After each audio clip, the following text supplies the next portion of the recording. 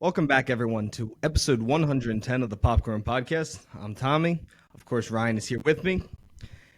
And our guest this week is, in my opinion, and Ryan's, the best Spider Man variant there is. He has over 2.6 million followers on TikTok, 64,000 on Instagram, and in pre production for his first film as the iconic web slinger. We wanted to thank Jeremy DeRoma, and welcome to the show, brother. Thank you guys for having me. What's up, everyone? This is going to be my first time on their podcast, and as you heard, we're talking about the Amazing Spider-Man. I'm really excited. And you also heard my name. My name is Jeremy DeRoma. I'm from California, and most people know me as the International Spider-Man. And yeah, I mean, you're extremely well known on TikTok, millions of followers. You have some of the best Spider Man content out there. And just following you from on Instagram, getting to meet you at the Spider Man Lotus premiere, which was a pretty cool experience for everyone, I think. And yeah, reading into your short film, or fan film, I'm sorry, as Spider Man got me really excited since it does dive into the mental health and suicide prevention, as we had just wrapped our first short film, which follows in those same discussions. Got it. Got it. Wow. That's it's really good to hear. Yeah, my film, there's a lot going on right now in my own life where we've actually had to delay pre-production, unfortunately. And as we get into the holidays, like every year, the holidays just go by like that. We're looking to get into pre-production officially early next year. Um, yeah, so I'm excited for that too. Yeah, and I think something really cool that you're going to be doing with this one is taking the story as Ned Leeds as Spider Man and not going the traditional route, which most people follow, which is Peter as Spider Man. Got it. Yeah. With that, there have been a lot of people asking how it's going to be. And I've formed this in every single aspect of it very intentionally. So I'm going to be really excited to actually talk about it. So I'll talk about it as much as I can on here. Yeah. But every single part of this version of Ned Leeds is going to have personality for specific reasons, and it comes from his origin story. And I'm saying it on here for the first time. We are going to have an origin story, and we're going to have our own original origin story as well. Um, for those of you that don't know, my movie is going to be a Spider-Man movie, but it's going to be a mental health movie first. Um, and for those of you that have been following along but don't quite know, this storyline is inspired by my own personal story. As many of you, I've loved Spider-Man since I was a kid, but a lot of times people that dress up as Spider-Man, especially, like on the Hollywood Walk of Fame or whatever, can ruin that illusion for kids, especially if they're trying to, just ask for tips and whatnot. But 4-year-old me knew that if anyone can do it, anyone will believe it. And yeah, I had the chance to do that going into TikTok 2019. Really didn't expect it to turn into any of this. I don't know if you guys know, but I hid my face for 4 years, Really? and yeah, I stayed in Wow. character, hid my face for 4 years, and because I care about that accuracy, my whole idea was I wanted you to feel like you can follow Spider-Man on social media in real life, not a cosplayer. So I really didn't associate with the whole cosplay community until pretty much after my face reveal, um, which is very interesting. It's a different story though, but I blew up mainly because the accuracy, and then it took me 2 years to hit a million, but it took me 4 more months to hit 2 million because I guess because of that accuracy, I changed my voice to sound like Tom Holland Spider-Man. I walked, ran, stood like him. Unintentionally, half my audience was convinced that I was Tom Holland doing this for fun. Yeah, so it's been a journey, but this movie will be inspired by my own struggles with suicide, and yeah, it's not only time that I talk about it, but for my own reasons, this movie will be the art piece, and basically the book will be closed on this part of my life, and I don't have to be attached to it. Yeah. I'll be able to detach from it a little bit and move on to the next step in my life. And if we ever want to refer back to it, that'll be it. I don't need to reiterate it, talking about it all over again. That, and also to help people that are currently going through it, of course. Of course. dude, that I mean, it's amazing. Your content is incredible. The accuracy. I saw your recently. You had the video of you standing like Tom Holland, and kind of making fun of his stance. And I think it's such a funny video because he does have that strict posture that he has. So it is so funny that you followed this for so long that it kind of became like part of you to be Spider-Man because you weren't showing your face. You had to act just like him. So I think it's just such a crazy, amazing form of art and filming that most cosplayers don't ever go that level because you weren't really cosplaying, you were more living it. So Yeah, yeah, I think it's great. I believe it's called method acting. Yeah, I guess yeah, in a way, method acting. But yeah, with you talking about the going into suicide prevention, all that, that kind of going back to what we were making, me and Ryan's short film was about an actual day I had in my life where I kind of was making choice after choice after choice. If like, am I going to go take my own life? Like, is this what I want to do? So I kind of use that, as you're saying, as like closing a chapter because it lets you therapeutically be able to relive those moments, but at the same time know that you're Yeah, past that and you're able to look back on that and not have go back into that loop that I was going through at least. So I think it's amazing what right. you're doing with the Spider-Man character and bringing it with your own life and mixing with the superhero. So I think it's just incredible. Thank you. Yeah, like I said, I'm really excited for it, and if not anything, I hope this film just helps people. Um, and I guess I will say this for the first time. So it'll be on your podcast officially. Um, his friends, and I'm not saying who's going to be in it, who's not going to be in it, because I'm excited to officially announce that too. But his group of friends that he has, they will have their own struggles and stories as well. That'll definitely, it won't be all focused just on Spider-Man himself. You know, everyone goes through something. Everyone goes through something different.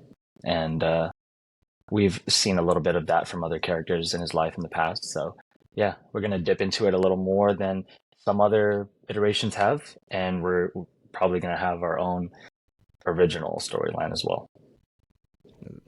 I'm so excited because I've been following the Instagram page for I think I've been following you for about a year now. Before like anything, like Oh, even wow. thinking about having you on the show.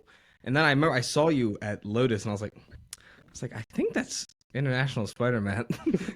And then you came up and we had met by accident. Like I shook your hand and then you said it. I was like, oh my God, it is International Spider-Man. And I was like, it was like a really cool moment for me. And I know anyone that's gotten to meet you're extremely nice and knowing your story and everything like that. It's just super impressive. So yeah. I really appreciate it, man. I didn't know you were following me for that long. Yeah. All my Sometimes I'll personal meet accounts. people and they say that. Yeah, I mean, and then on TikTok, of course, you have millions of people that watch your stuff daily. I mean, it's incredible. Like we think this is like big for us, like people but you have millions. It is an I know. insane number, and that you're using it for positivity and not because we know the people on TikTok like to do the thirst traps. Just want people to watch their stuff. There's no actual meaning behind all of it. Don't laugh when I say that, Right. but It's just funny Substance. because the one TikTok you made with your face in it started off by, I know this looks like another fuckboy post, but I promise it's not. I'm going to review the menu. It's so funny. but All right. yeah, Well, I do have one little notation. It's funny.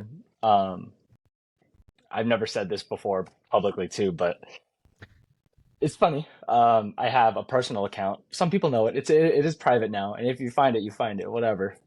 Personal TikTok account. When I first started Spider-Man, I started my personal page because I was like, there. Sorry, I was like, there are. I was very new on TikTok, so I was like, yeah.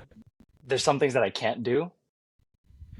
This was before anyone thought I was Tom Holland. Just to the whole Spider-Man character, I was like, there's things that I can't do that I shouldn't do, and there's things that I want to test on this page, like trends, sounds, types of styles of videos. It was really just for fun. I literally only had like 12 videos on there. And my friend from that I've known since elementary school, he was like, dude, like a lot of people are getting back into Asians and anime is a huge thing now. And he was like, if you make a thirst trap, you'll fucking go viral. And I'm like, I don't know, man. I don't know if I don't think I want to do that. I'm good. Thank you. I appreciate the compliment, but and he kept bothering me about it, and I'm like, dude, like why? I don't know, but I was like, fine. I budged, and I made like one video. I know I made two for sure, but I don't know like how far apart. But yeah, I made one video, and I went from 12 followers to 12,000 followers, That's impressive. and it was back for those of you that are watching that are trying to grow on TikTok really hard. It's if you look at my TikTok now, I'm barely on it. I'm more on Instagram because the algorithm is just so different now. They stopped catering to big creators. Different styles of videos are just not working anymore. I don't even know what to do anymore on TikTok, but it was so easy to grow back then. Again, this was like 2019, 2020. Um, yeah, I slowly started to get like really uncomfortable comments. So I stopped that. I was just doing it to see what would happen. Hey, I mean, you got 12,000 followers, which Yeah. is pretty insane for one post. Right. But yeah, moving away from Jeremy's thirst traps, if anyone wants to go find them, they're probably out there somewhere. We'll repost them on the I challenge TikTok. anyone to find them. Yeah, we'll find them. We'll get our research team in on Good it. Colin to cut him in. Yeah, we'll have our editor edit them mixed in with this video. But moving on to our We interrupt this topic. program. Moving into the topic of this episode, we're here to talk about both The Amazing Spider-Man 1 and The Amazing Spider-Man 2. And before I let anyone talk specifically, Ryan, Yeah. I just want to say from my perspective, Andrew Garfield is the best Spider-Man. Amazing Spider-Man 2 has some of the best Spider-Man sequences of all time. And I love Amazing Spider-Man 1. They are my favorite Spider-Mans. And I will stick to that till the day I die. Before Ryan gets to answer, I want to hear your thoughts on them, Jeremy. Okay. If you want to hear all my thoughts, this podcast would be 5 hours long, so let's not do that. I will give bits and pieces here and there. Starting off with everyone watching, everyone that even talks about Spider-Man, especially because of how social media and how people are conditioned in this generation to think that they're so entitled or to think that whatever they say will always be right. And a lot of people are quick to jump to initial reaction, and people are communicating less and less effectively nowadays. And I realize anywhere, again, mostly on social media, if people ask the big question, who is the best Spider-Man? And again, I'm only talking about Tobey, Andrew, and Tom, cinematic wise. You see that a lot. But people answer different questions, different versions of the question. People will answer who the best Spider-Man is, who the best Peter Parker is, who the best actor is, who's most comic accurate, when most people that I see haven't read all the comics, and I haven't read all the comics. I honestly wasn't even huge on comics growing up. I have some, but I never was like a collector. But even then, so I can't speak for comic accuracy on every little aspect, but even if I didn't, there's a version of him now, then, in the future. He's a person. Like, yeah, he's a character, but he's been in high school. He's been in college. He's been older. People change, you know? So people will answer different versions of the question. And as for the Amazing Spider-Man series, they'll say how good it is, but they'll answer how it is cinematically, story-wise, character-wise, action-wise.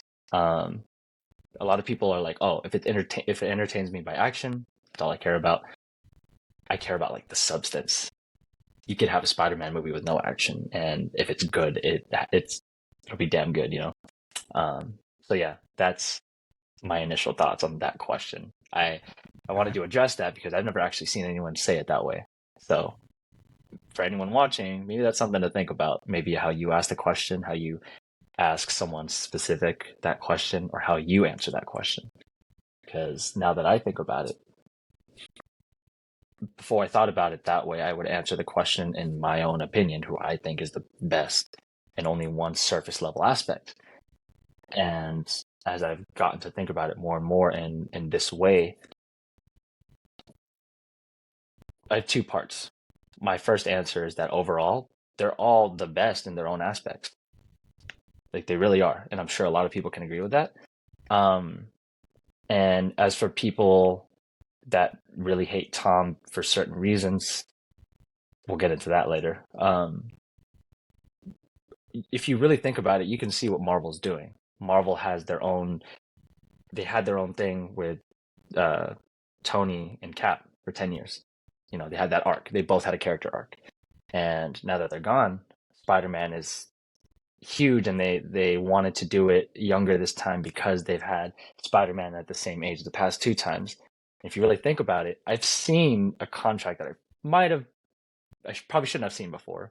I don't even know if I should be saying it. I don't think I can get in trouble for it Yeah, no, because no, definitely I'm don't not worry like about it. associated with them.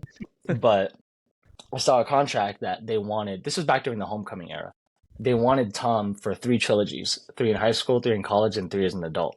And if I stand corrected, we've had his trilogy in high school, and I mean, yes, we're on the third movie, but they specifically called it a trilogy themselves. Tom, Zendaya, all of them, as they've said, this is an end of an era.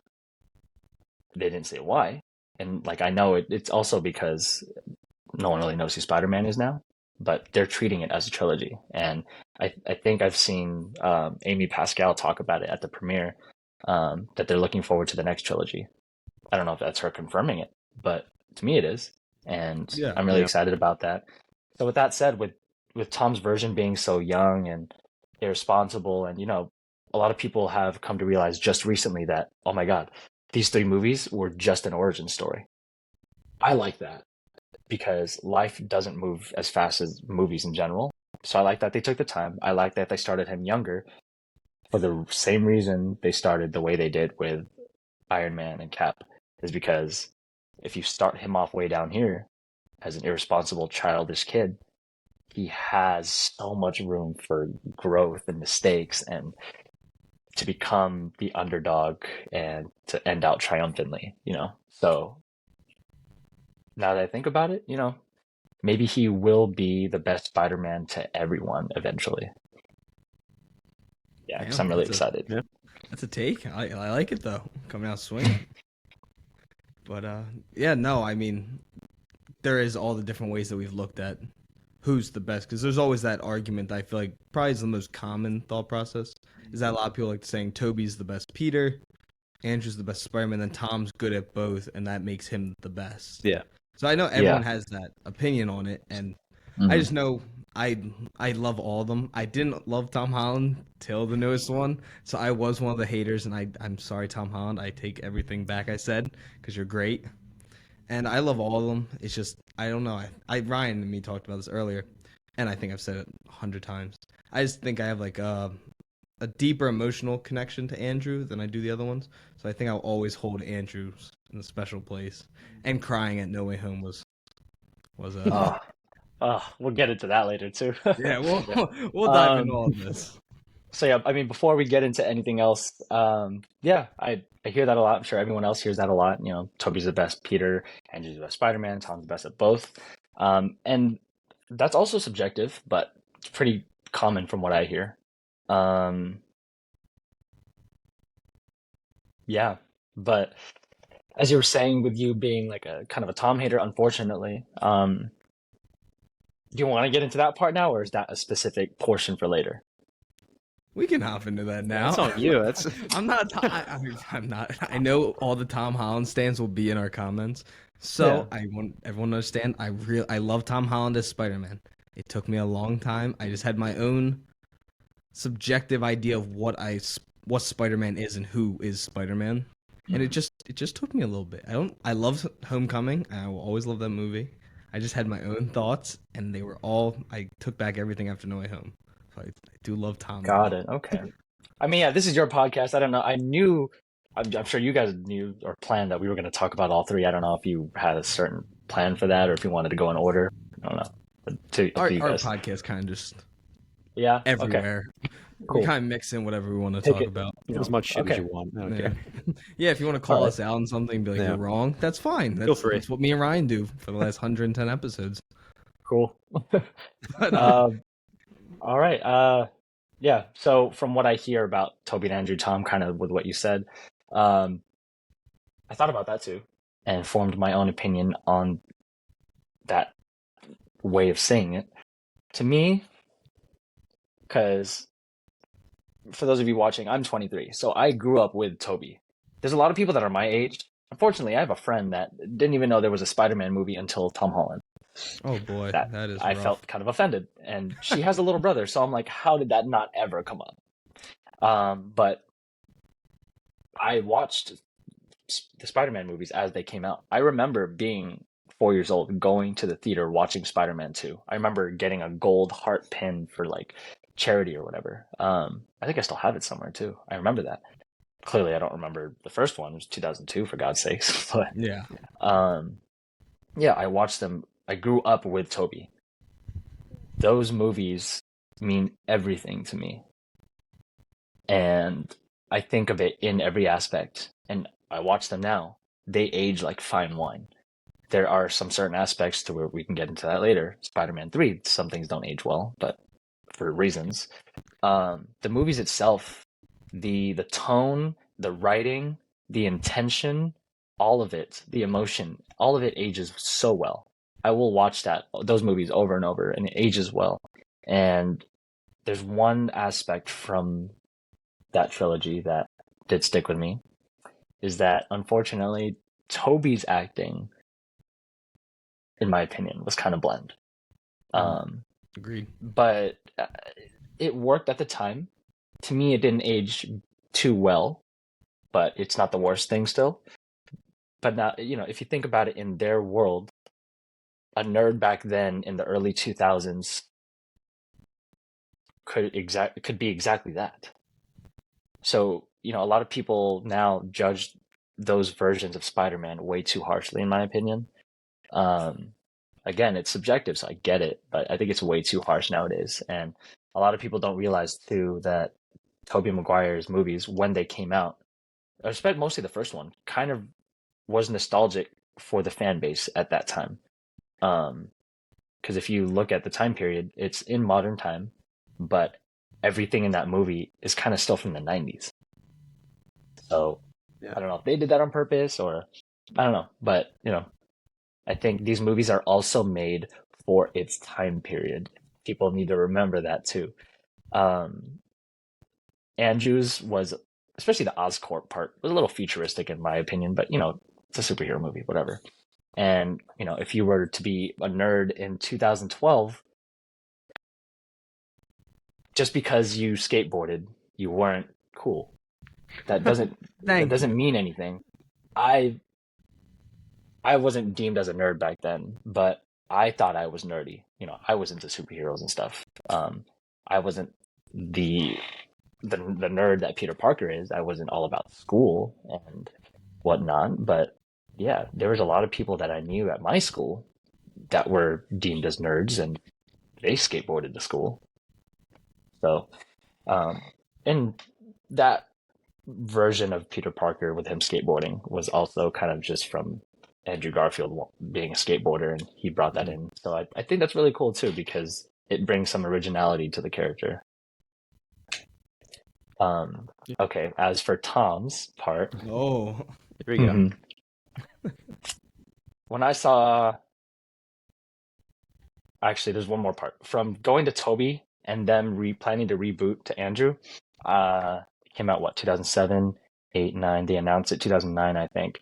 And for those of you that don't realize, YouTube started in 2008, so media wasn't a huge thing back then. And especially even for the older kids, not all of us had smartphones or whatever, I just remember my uncle, he was like, oh, you want to see, they released pictures of the new Spider-Man movie. I was like, no way. I want to see where Spider-Man 4 is going. And then he shows me Andrew with him. Remember that where he figures out he has powers on the train and then he runs home in the middle of the street at night? Yeah. The teaser was him on that same street, but damage in his suit from Oscorp. You've probably seen that picture, but yeah, that was the teaser that it showed, and I was like, what is this? My 8 and 9-year-old self didn't realize what a reboot was, and it's not like they inherently or purposely planned for Spider-Man 3 to be the last movie. So it took me some time to get used to it. When I first saw The Amazing Spider-Man, it was actually my grandma that brought me to the theater. I lived right across from a movie theater before, so I grew up watching a lot of movies. She brought me, just me and her, and that last swinging scene when he webs at the camera, and then the music just, blares triumphantly for the credits. I was in awe. I was in shock. And as much as I miss Toby's, that, oof, man, it hit me. And then throughout the years, I realized like Amazing Spider-Man 1 was kind of, some things were weird in my opinion, and I'm sure to the creators too, because going into Amazing Spider-Man 2, a lot of things were changed. The music was drastically changed. There's, as much as I love the first Amazing Spider-Man music, the score, some parts seem a little not dark per se, but I could see where they were leaning into the creepiness of a spider aspect, and it's great. But it was probably time for him to grow up and officially become that Spider-Man instead of him building himself into it. So the music is different in the second one. His style is a bit different. Obviously, the suit's different. And yeah, it took me some time to get used to Amazing Spider-Man 1, Amazing Spider-Man 2. When I first saw it, I remember I went with my 3 friends and my mom, and this was in the 4DX seats before anyone had them. It was called the D-Box at the time. Literally no theaters had it. So we watched at the movie seats. And man, when that scene with Gwen, like this was the first movie that I cried in. Not only in theater, but I think the first movie that I've cried in. And with how stressful that scene was, especially building up to it, I remember like getting a headache from the stress by the end of the movie. And 2014, I was 14 back then, so the movie seemed perfect to me. But yeah, I see now, especially, I see as a filmmaker where, like a lot of things are messy. I still agree with that. And for those of you that don't know the production side of these movies, a lot of things don't happen the way they originally planned to. Things are changed on the spot. It's not always up to the director. And Avi Arad, which I'm sure you guys know about, being the producer of Sony, has messed up Toby's Spider-Man 3. And he literally did the same thing with Amazing Spider-Man 2, which I thought you would have learned by then, but yeah. I think I don't know him. I don't know exactly how they all did it. I don't know how control he had, but it seems like that he thought it would work. So because it's different this time, they could make it work. I think it was worse in my opinion this time. And the same thing with Spider-Man 3. Like I know that Sam Raimi amazingly did the first one, and the second one kicked the first one's ass, like perfect. And for those of you that don't know, Sam Raimi, the director, didn't really know Venom as a character, so he didn't really want to do it. Avi Arad pushed that on him, and I don't really know how or who decided to do the new Goblin, but that was cool in my opinion. It was original. I like the new Goblin. Yeah. But yeah, the whole Venom thing is like probably people's main issue. Because the Sandman thing, I haven't heard complaints about Sandman. They did really well too. Yeah. And for me to care about the more emotional and substance side of movies, because a lot of people don't realize the Spider-Man story is a drama. It's about him, like Spider-Man 2, not being able to catch a break. So the Sandman part, when they ended his last scene talking about forgiveness, that's deep, they ruined Spider-Man 3, of course, The Amazing Spider-Man 2 with that.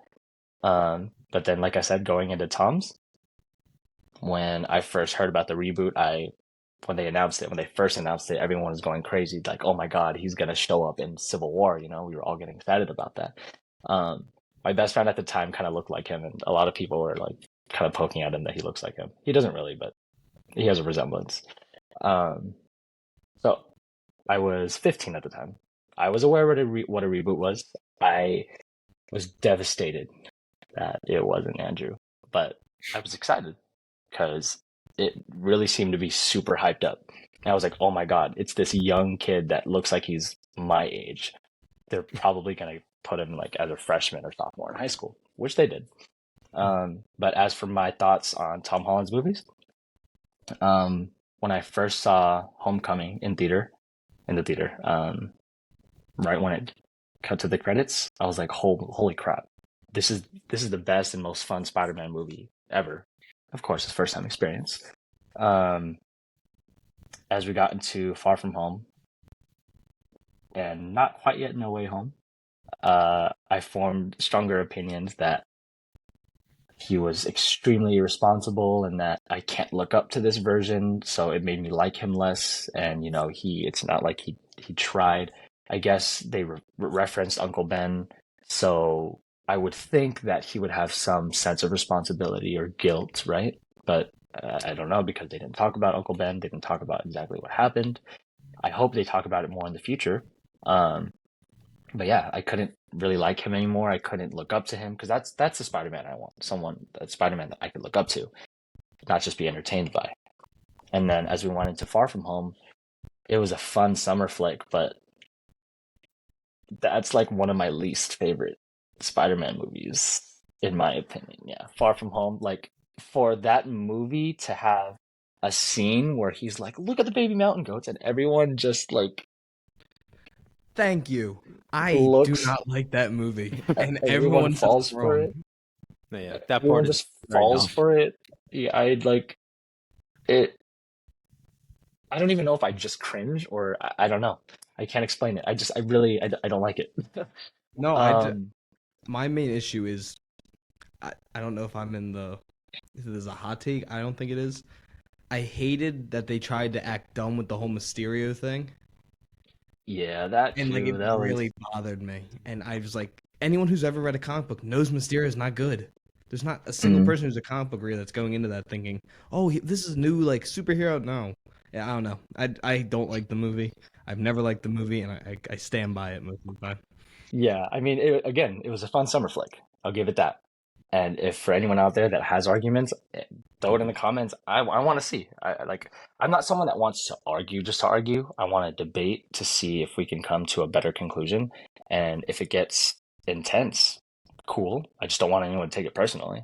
But I want someone to change my mind that that's a really good movie.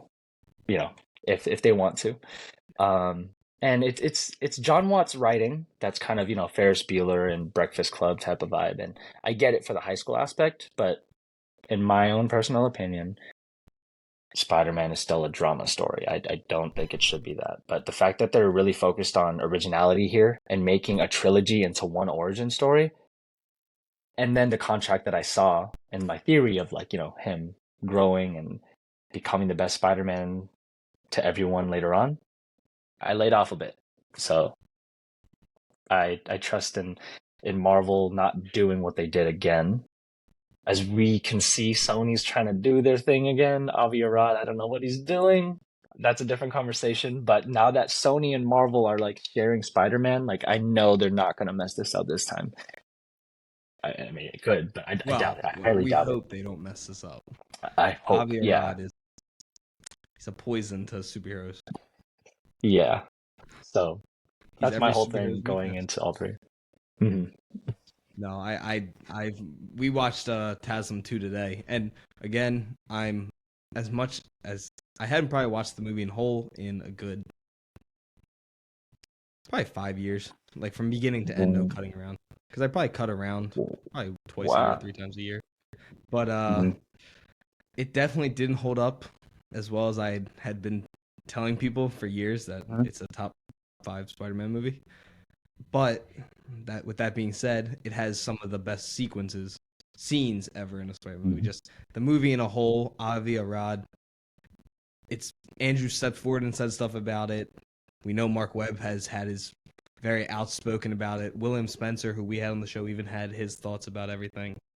So I don't trust the guy. I don't like what he does with the Spider-Man characters. Venom 2 is That's a whole another Oh, 2 hours I could whole go off on. conversation. That's a whole podcast in That is a itself. whole other podcast to do. But no, I love Andrew. I think he's him and Emma Stone are the saving grace of that franchise.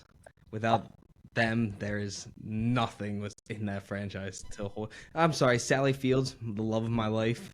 I will love you Oh yeah, forever. yeah, But yeah. That's Ryan, another thing that people don't commonly talk about.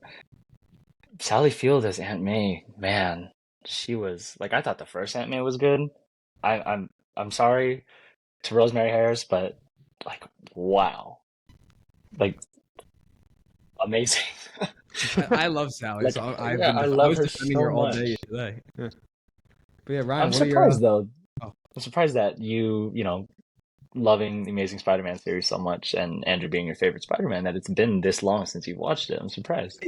I think it's because I know deep down it's not as good as I was telling people, and I was like, just watch the scenes I love so much. Uh, But got I it. mean, Okay.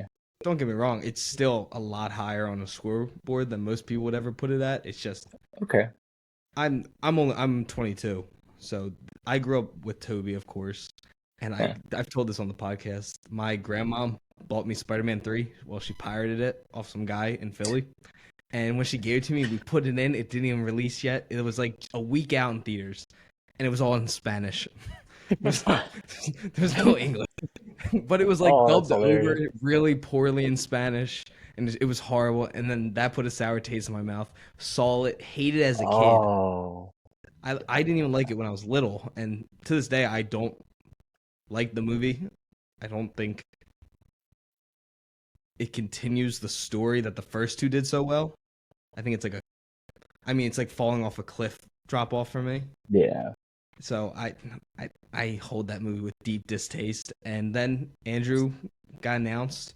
I was like, oh, okay, something new. And then my poster, the greatest poster of all time. Dude, I love that poster. That's Yeah, so cool. it is so cool. And I remember That was just my being wallpaper on my old ass HTC Android in 2012. and I just remember being so unbelievably excited. And I was like, okay, this is my Spider-Man now. And the first one I went and saw, and I think it's one of the few times since, like, besides being a little kid, that my mom and dad took me to see a movie once I got, like, a little older. And I walked out, I was like, that's the greatest Spider-Man movie of all time. There's no beating it. I was like, Amazing Spider-Man 1. And then I saw the second one and cried for 2 hours, the Gwen Stacy. And I still cry every time I watch the scene, except for today. I didn't cry for the first time, I think, ever. It's true. I probably should have watched the first and second one yesterday or today before the podcast. It was a Marinate a little bit. I was sitting. I was like, "Oh God, don't cry, don't cry, don't cry." But I still think the movie, as much as there's some scenes that are just so poorly written, but I know Avi or however stupid Avi. Wait, sorry, we're talking about Spider-Man 3 still? Oh no, TASM 2. I was going into. Oh, okay, Tasm 2. Okay. As much as I love this movie, and I think the suit, no one will ever beat that suit. There's just some scenes that are so bad. And the writing is so poor. And it's because they went and rewrote the entire script like a month before production started. They went back and redid everything. Andrew Garfield said the first script for TASM 2 was the best thing he's read. Right. And it turned out to be something that I forgot exactly what he said, but he was disconnected from. He didn't love it. He's said multiple times he's like, so much stuff had changed from what we worked on, because he didn't get writing credits, but he had worked on like the rewrites the first time when Mark Webb was just writing it, and he was like, I felt personal to me. The Gwen thing was hit. They weren't gonna do Gwen, then they were doing it, then they weren't, then they were, then they weren't, and he just said like eventually it lost like the fire and like the love for it, and he's like, it just became someone completely different than what I ever wanted to make. More commercialized. For those of you that are watching that have probably never heard this before about The Amazing Spider-Man 2, after I say this, go rewatch it with what I said in mind. I noticed, especially as a filmmaker, what scenes are Mark Webb and what scenes are clearly Avi Arad. So if you haven't realized, go back and watch it and you'll see, and that might make you like the movie more, it might make you understand why the movie is the way it is, why it failed, why people love it so much, why people hate it so much. Ryan, how about you? What are your thoughts on the TASM universe? Listen, Oh God, that's never a good sign to start with. Good movie. Wait. Good I'm sorry. Hold on. Sorry to interrupt you. fine. Here's what I'm gonna do. Oh, Go ahead, Ryan. Oh God, PS5 asshole. God damn it. Both of you have one. I can't get one. God. All right. The Amazing Spider-Man movies. Where do I begin? start with the How about first one. how about begin at the beginning? Yeah. I have never, nor probably will I ever, care about Peter Parker's parents. I just got to say it now. It is what it is. They tried to make it a thing in this movie. Avi Arad tried to in the second one, which was god awful. But in the first one, we get, the scene in the beginning where they have to leave, and I just never cared. It was never important to me that Peter Parker's parents even existed in the first place. He has this wonderful aunt and uncle who half of which are terribly ripped away from him. And that's Peter Parker's story. I never cared about his parents or any sort of plot he had with the Osborns. It just never interested me, and it still doesn't in these movies. So But the Osborn storyline is in Toby's. His yeah, no, association no, with his them. parents. No, he said not the parents involved with the Osborn. Yeah. Like, like he worked with his dad. I mean, I like that, but now that he says that, like, I kind of agree with him. Not that I don't care, because I'm always interested. Because that was one thing from Toby's that I was like, they never mention his parents. They don't have to make it a whole thing, but they never mention it. So Ryan, maybe if they did that, if they mentioned it, if it was part of the first movie but never its own story, do you think that would have been okay? Or you really Maybe. I mean, don't they want have the parents to mentioned be in it. it at all? Yeah, I mean, they have mentioned it in like the comics and stuff. And I'm not a huge comic reader. I'll just say that. I'm not gonna lie and say I've read all of Okay. it. But Right. yeah, I still think it just doesn't matter because it's more important his relationship with Aunt May and Uncle Ben. It's never been important his relationship with his parents. And especially if the parents are only going to be in a little bit, then it's just wasting time at that point. You know what I mean? Yeah. Yeah, go ahead. So I was telling you today. So the original plan, you can find anyone who wants to. You can find snippets of the original script online. A lot of the writers who have worked on it have came out and talked about it. The original plan was the opening scene that everyone dislikes. I even dislike. I don't like the parents on the plane. I think it's kind of pointless to the story. It should have opened with his suit and him falling out of the sky, which I don't know. I assume he jumped from a really high building because you just start and he's falling, which I love. But Wait, I've been seeing a lot of that recently. Like, I feel like that's something that should be like, just accept it. Like, not just accept it, but just enjoy it for what it is. The fact that he is falling, and they had to do it a little higher because it comes from the spider and then into him skydive, like falling. Like, if we did that sequence transitioning into his back spider lower to the ground, it wouldn't have been as cool. Like, Yeah. I feel like even they weren't like, oh, we're having him jump off a building, jump off a helicopter, like nothing. They're like, Like just that's watch. yeah, that's not something that's should be focused on. Or Oh no, it doesn't. No, I cared about, think in my it's opinion. beautiful. Yeah. But the original, Yeah. I was as I was saying, the original script. So a lot of people, if you haven't seen the scene I'm talking about, please go and watch it. So there's the plane scene, not very good, very pointless to the story.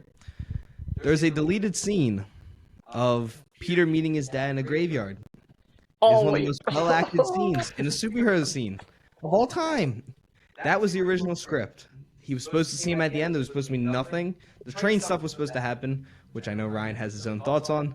And that was supposed to be the end of the movie and setting up another movie. There was not supposed to be a plane originally. There was not going to be anything about the parents' death. If they died, no one knew.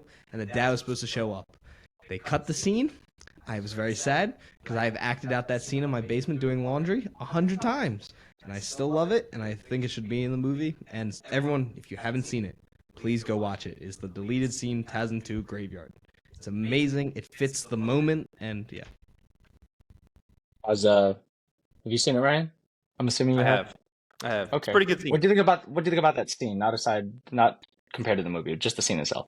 Yeah, I think just like straight up as a scene, watching it as a YouTube video, fantastic. Well acted by both of them. It's really, really good. The only thing is, and this is something that I can't complain about because we never saw it, where was it going? Like, was it in the next movies? Where is it going to keep going on and you find out maybe where the mom is? That's my thing is that, like, where was this going? I kind of want to see Like, more. was he going to start living with the dad? Yeah, but even that, like, Doesn't what's gonna happen? Is he gonna move in with Aunt May? Like what? Now what? I don't know. Yeah, I haven't thought about Kinda- that, but I I don't Or mean, know. maybe he just goes to I, see him to let him know he's okay, and like Maybe. he needs someone. Maybe he needs his dad at that moment. He just lost the But love then of that his would life. be like the biggest ex machina ever.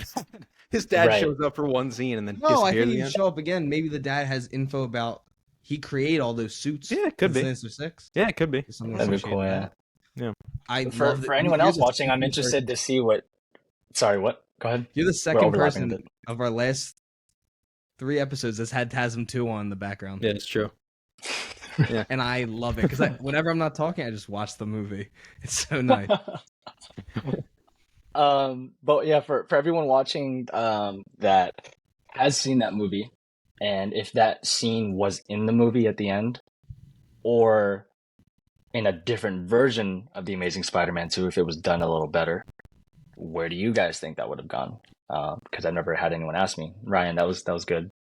Good thought process to see where it would go after into the Amazing Spider-Man 3. Good. Because yeah, I can't really come up with a solid answer for you, honestly. Yeah. And they could have I done something love really that cool, scene. but just Yeah. unfortunately never know. hmm And like you were saying, like you said, you've acted out that scene multiple times in your basement. I've done the same thing, man. Like It's with an amazing scene. just some of my I sometimes I enact that scene when I'm just really hurting and I'm watching the movie and I feel like I need to let it out, but I can't like actually yell right now or whatever, or it'll help me get into an emotional part of my character when I'm shooting a clip for TikTok or an audition or anything. But yeah, I've done the same thing too. I also have. I grew up without my dad, so yeah, that hit hard too. Yeah, I mean, anytime anyone, I feel like when you can get that emotional connection to something, if you lost a parent, if you were raised by a single mother, single father, it definitely will hit harder than someone who was raised with both their parents. And I feel like that fits for any kind of movie. Like everyone has that moment or that movie that they can watch and be like, this is part of my life. Like I know what this is going through. And it makes those Yeah. movies hit harder. And I think a lot of time makes your entertainment and how much you like the movie a lot more. Am I saying that right? I feel like it was the dumbest sentence I've ever said. Yeah, no, I think that's the reason. Your Like how overall much you experience and relate to the connection to movie it. influences how much you enjoy it. Yeah. Yeah. And then Makes the going back to experience the better Gwen for you. Stacy. Oh, what was that? Oh, okay. Oh, sorry, I don't mean to ever talk over you, but I can hear your voice on Ryan's end first, ironically, and then you, clearly. Oh, we'll just move further. So that I'm trying to time it. I don't know. Yeah, so if No, I ever sometimes interrupt you, that's I'm fine. not doing it. Just yeah. sometimes we pick up on each other. Oh, What I was okay. saying was when we went to film our short film, I had to play a really, really sad, depressed character, and I that's part of my life is over. The depression, all that. I'm a lot happier now, but I had to get back into that kind of mindset. So Ryan's idea was to put on the Gwen Stacy death right before we started filming the movie, and he was like, "This is how we answer," and it worked. It definitely put me in a sad space. But yeah, that scene has a unbelievable hold on me for just emotions, and it's probably the first movie I cried at, and it's probably the movie I've cried the most at, just because I think I love Gwen Stacy and I love Emma Stone more than anyone in this world. And I I'll love never her feel so differently. much. Their chemistry is just top notch. Oh, can I Ryan, ask what do you you a think about question? that? Huh? Go ahead. Can I ask you a question? Go Do you ahead. like so you know the scene in the park when they're talking to each other, just Gwen and Andrew? When they get frozen yogurt and they're walking Yeah, through when the they get park. frozen yogurt. Uh-huh. What are your thoughts on that scene? Interesting that you ask, and I'm wondering why you're asking, but um, we could probably put it in the background without audio, but I've actually reenacted that scene on TikTok. I'll send it to you guys so you can see it. Um, as a scene in general, not being a Spider-Man movie, as a scene in general, it's very grounded, it's very sweet, and it is very realistic in my opinion. I've had that interaction with one of my exes actually. And with me having to reenact it just to remake it for TikTok, I felt it, like the way he would just anxiously pick at his yogurt and take a bite when he's not talking and try to, he would tease her a little bit, kind of like with their ground rules, and I re- that's completely realistic. Trying to keep up that loving, playful part of you, but also being really anxious meeting up with your partner again, and yeah, and then when he kind of slipped with the whole, "Oh, I know you love that place, you love it," and she was like, "That place just opened." And he was like, "Yeah, you told me. Like I've gone through that. It's funny. It's realistic." And with his reasoning and the way he said it, I've said that I've gone through that too, and that was very sweet for him to say that. It's the closest that I can come to being with you, and to make sure you're safe. I could see where some people are like, "Ew, that's stalkery," but like, come on, like, that's I think it's beautiful. that was his. That was his girlfriend.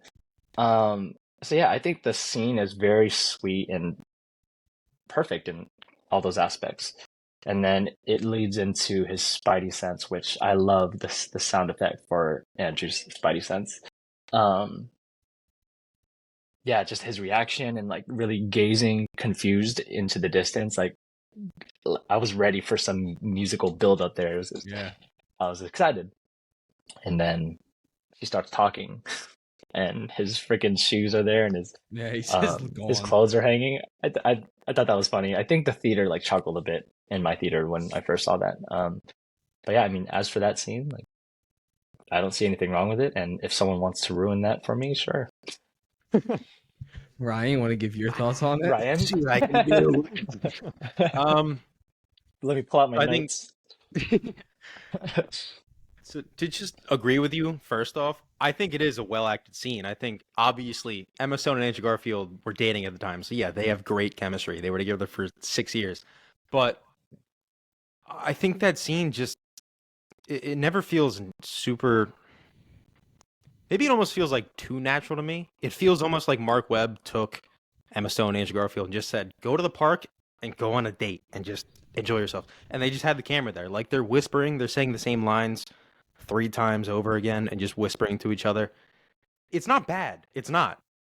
But you call me cynical, call me heartless. I can't stand watching it. I want to go to the next scene. Just have a lecture show up again. I just like, I don't know. It's just not for me. If you enjoy those scenes, I have nothing against it. It's just not for me. I think the flirting just takes too long. And yeah, they're both immature high schoolers. You can say that. But high school grad, shut up. But I don't know. It just always felt so like weird and rom-commy to me. It kind of just shifts a little bit. I don't know. It just, those scenes just never hit for me. But it's also to say on like, you guys have both been saying how deep of a connection you have to these movies. I don't have that. This came out in 2012. I was 9 years old. I couldn't understand that these two like loved each other.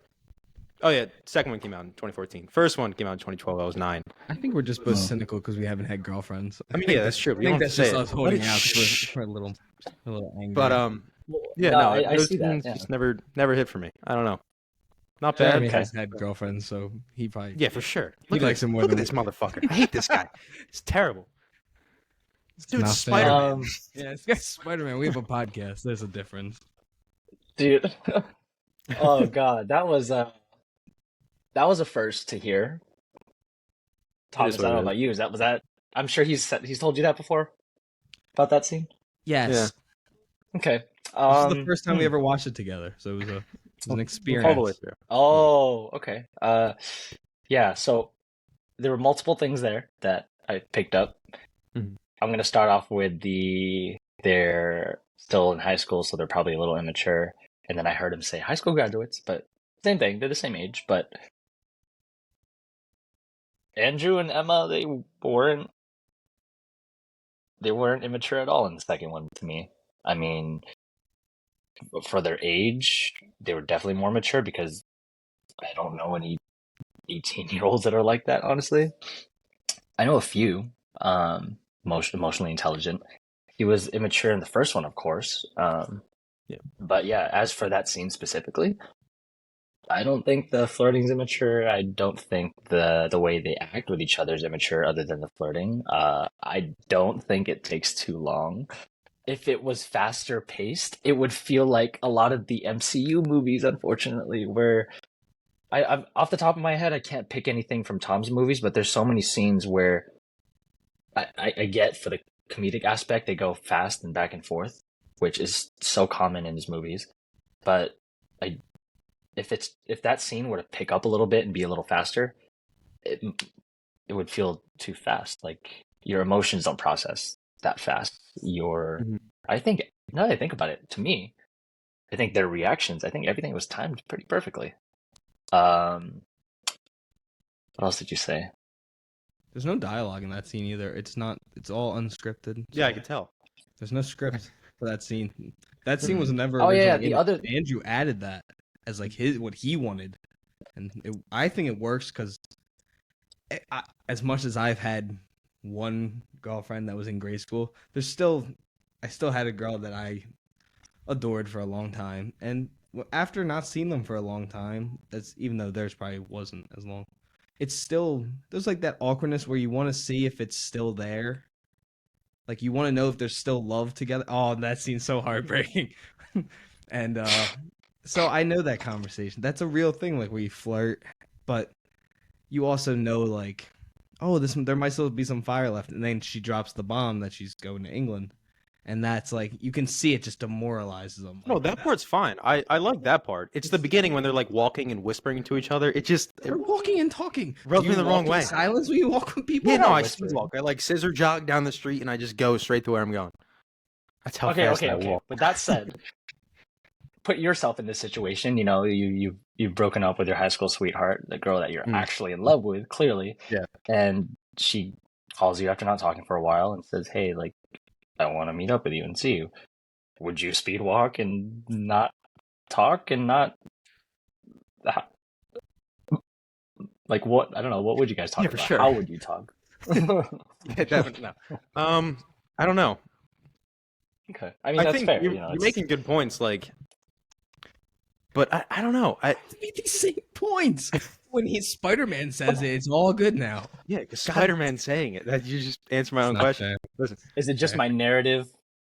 Actually, so that thing where Ryan said that it felt a little bit too natural, that caught me off guard too, because to me, when movies feel the most natural, it hits harder. I've never had a movie feel too natural for me that bothered me.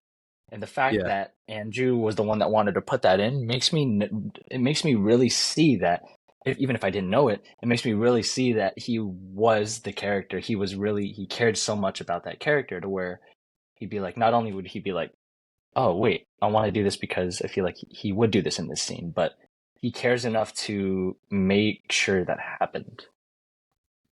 Again, like I said, I've been in that almost exact situation, so I've felt every emotion with how realistic it is. That's why I said the timing is really perfect. I just haven't gone through the whole I'm moving to England thing, thank God. Yeah, hopefully none of us go through that part because Yeah. that sounds so rough. Yeah. I think this movie has some of the best chemistry between characters, and it has some of the best scenes that hit close to home. Like the scene with Sally Fields when she's saying, "You're my boy, you're my boy." The death scene of Gwen, which I think is the best death scene in movies. I think it's so well done. The fact that Andrew told his girlfriend, he's like, "Hey, I can't see you for 10 days because I need to film this scene." That shows how dedicated he was to making that feel as real as possible of him losing the woman he loves that he wanted to spend the rest of his life with. And it just, I mean, that scene hits so when he's holding her and he pulls her close and like whispers that he can't lose her too. It Stop. Ah, it's a, God. me and Jeremy just gonna start crying. So, sorry to interrupt you here, but to quickly go over like all those the Uncle Beth death scene, the Sally Fields part. The first thing I want to say is that where she says you're my boy and they're crying and they're really connecting. First of all, yeah, that hit really hard. I'd say equivalently in TASM 1 was when she says take off the damn hood and look at me and she can't sleep. I think those are kind of comparable to each other. And then the the Uncle Ben death scene, the way he cried there, that didn't really hit me because like I knew it was coming, you know, like yeah, that's like it's part of it. And then going into the Gwen death scene. That's why I said stop, because I was like, shoot, I didn't know we were going into this. The part when he says, because when they break up, when we just saw it pass, he said, "I can't lose you too." That, shoot, I have that tattooed on me. You have it tattooed. I saw that. Yeah. Yeah, that's for a lot of personal reasons too. But that part where he's crying and he pulls her closer. Not only was his crying the most realistic that I've actually seen in a movie, with him like hyperventilating almost. Like, not only did I feel that made me cry because of how realistic it was. I don't know how long it took me to find out, but I rewatch this movie all the time, sometimes with the subtitles on. When he pulls her close and his mouth is right next to her ear, he actually says it. I don't know. I don't think they did it on purpose, but I think it was done perfectly to where it wasn't meant for everyone to hear. He doesn't say, "I can't lose you too." He says, "I can't do this without you." I was like, God damn it. Damn it. Oh, I'm gonna start crying on the podcast again. Please. God damn it. Do you want views or what, Tom? Yeah, views. Crying gets us more views. Let's do it. No, that it to me, it's the perfect death scene. Every time I watch, besides today, I don't know what it was. I think it's because I actually tried not to cry. Every time when you're watching he with Ryan, catches that's her, why. and then she goes Peter right before the thing moves. I'm like, God, just jump, just throw yourself like left or right. Please do something. Have a different. The way ending. she says it too is she's like, the way she says it, she's like, she knows something's about to happen, you know? It's so like, it sounds like she's worrying for him, but also herself at the same time. She's like, Peter, Like- are you okay? But also, Peter, are you going to catch me? Like, please help. Yeah. And then the hand from the web reaches out. Mhm. Oh, Damn it. Ryan. Aside from the rest of the scene, how do you feel about that? Because I have heard people say, So, what the hell? yeah, no, I hate it and I laugh every single time. I just think her death's hilarious. No, I'm joking. You do find it funny. I You was send like- me TikTok clips. I of find it funny You do because you laugh. cry every time. That's why it's funny. No. You didn't cry this time. I didn't laugh. I tried to make you cry. You did. I I did. You went dead silent to let me just sit with it. No, I went dead silent. I was like, look at the hand. It's reaching out. He really wants to save her this time. Yeah, but no, I Yeah, think. so how do you feel about the hand? Oh, I'm fine with the hand. I think it's just a little Okay. creative thing Mark Webb put in for just a final desperate grasp at her. I have no problem with it. Love it. Okay. I love the hand. Yeah. I don't mind Yeah. it. I will say that, yes, it's a creative aspect that he decided to put in there, if it was him. Hmm. Probably because of how much I care about their connection and my connection, emotional connection to the movie. Being a filmmaker, and also that scene specifically with the urgency, I think it's much more than that. I would love to hear Mark Webb talk about that one day, which I don't think we'll ever get, or any of them actually. I think it's a symbolism of everything that he's got reaching. Like, that's what the hand is doing. It's reaching out to her. A lot of like movies are symbolism for certain things, and sometimes they'll put it in your face. They'll put it in the background.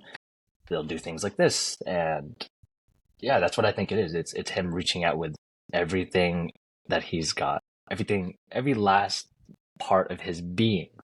He's putting everything into that. Everything that he's lost in the past and everything that he's trying not to lose right now. I think that's what that hand represents. Literally reaching out to all that. And yeah, that's part of the reason why I got it tattooed. I have an amazing Spider-Man tattoo as well. It does. Well, which one do you have?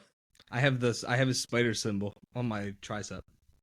On Oh, my that's cool. tricep. That's Yeah. cool. It's my most recent one too. Yeah. Oh, most nice. Yeah. I as much of a Spider-Man fan as I am, I don't think I will ever do the Spider-Man logo, even if Andrew's my favorite, because like they keep changing the logos, and who knows how many more Spider-Man there will be, as we grow up. Like I don't know. No, I get it. Yeah. And then Yeah. the tattoo you have, I watched your video of when you got it. I was like, damn it, I wanted that tattoo, but now I don't want to copy someone. That just looks so much worse. Like now that I had you on the podcast, I can't be like, oh guys, look at my new tattoo that a guest of mine happened to have. Like right after, like a week after. God damn Um, it, Jeremy. oops. I mean, there's a lot of people that I wouldn't say too many. There were some people that actually brought up that Taya Miller got the tattoo first, but not only was hers different, I think it was just a web on her wrist, and it was what I see a lot is a strand and then a spider hanging from that. That's one thing I also never want to do. And a lot of people are saying that I copied her, but not only have I been planning this tattoo for years, I just didn't want to get it until I like to get my tattoos at a certain point in time. So I was waiting for a very special moment, and you saw in the video, it was because I got invited to the Spider-Verse premiere. Um, I had just recently gone to a breakup, so I went to the premiere alone. So that emotional connection, like everything that I've lost in the past that I'm trying not to lose. Yeah, it's perfect time to get that tattoo. And then on mine, you probably saw in the video also, for those of you that haven't seen it, we could probably put the clip. At the bottom, it says, I can't lose you too, because I wanted to make it a little more than a web than just a picture to make it not look like those, temporary tattoos.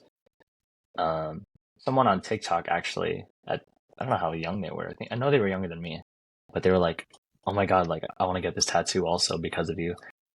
And as much as I don't want people to have the same exact tattoo as me, I was like, yeah. I mean, like, I find it better that you told me ahead of time rather than getting it and then being like, "Look." So I was like, "Yeah."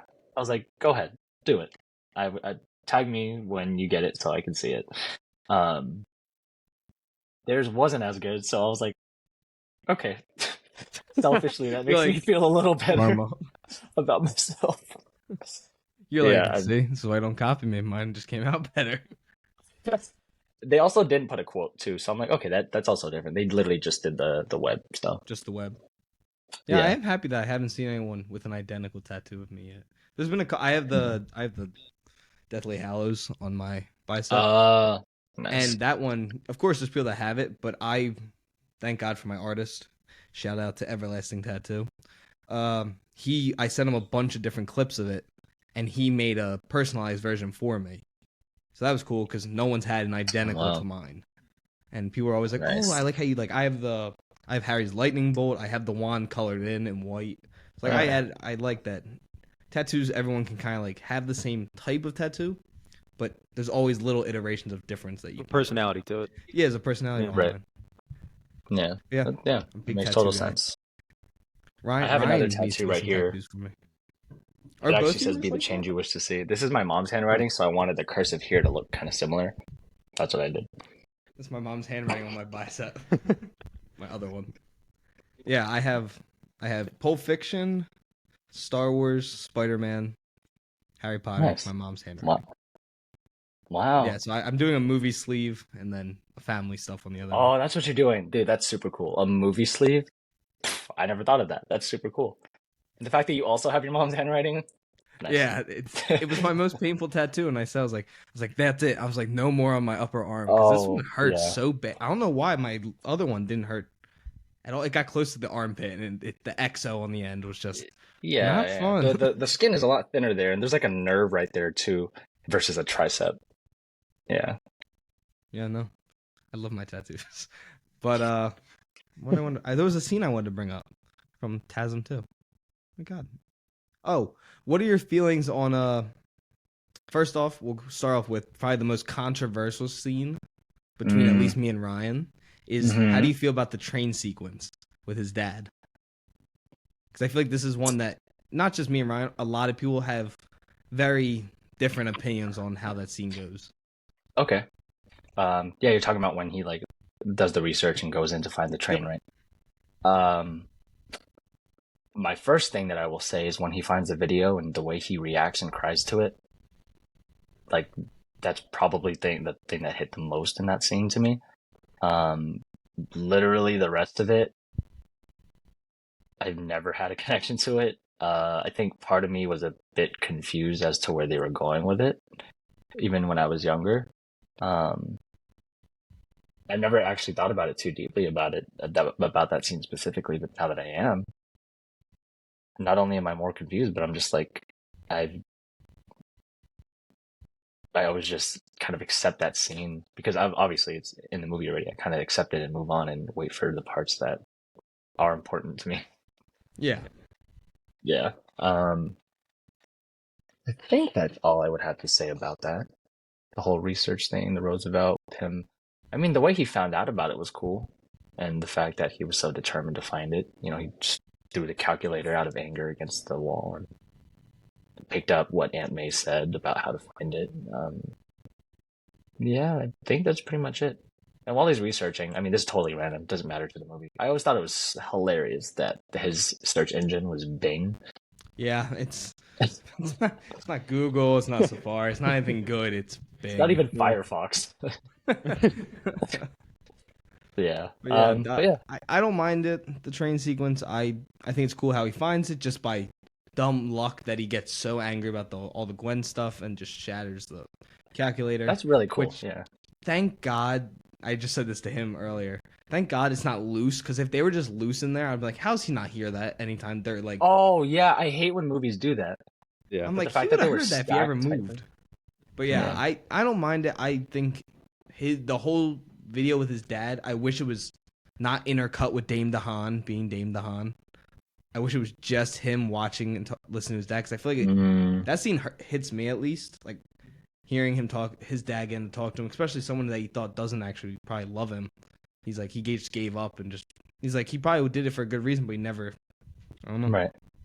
Like, it's I literally... love that whole sequence, so I think it's weird, but I like everything that happens once he gets in the train.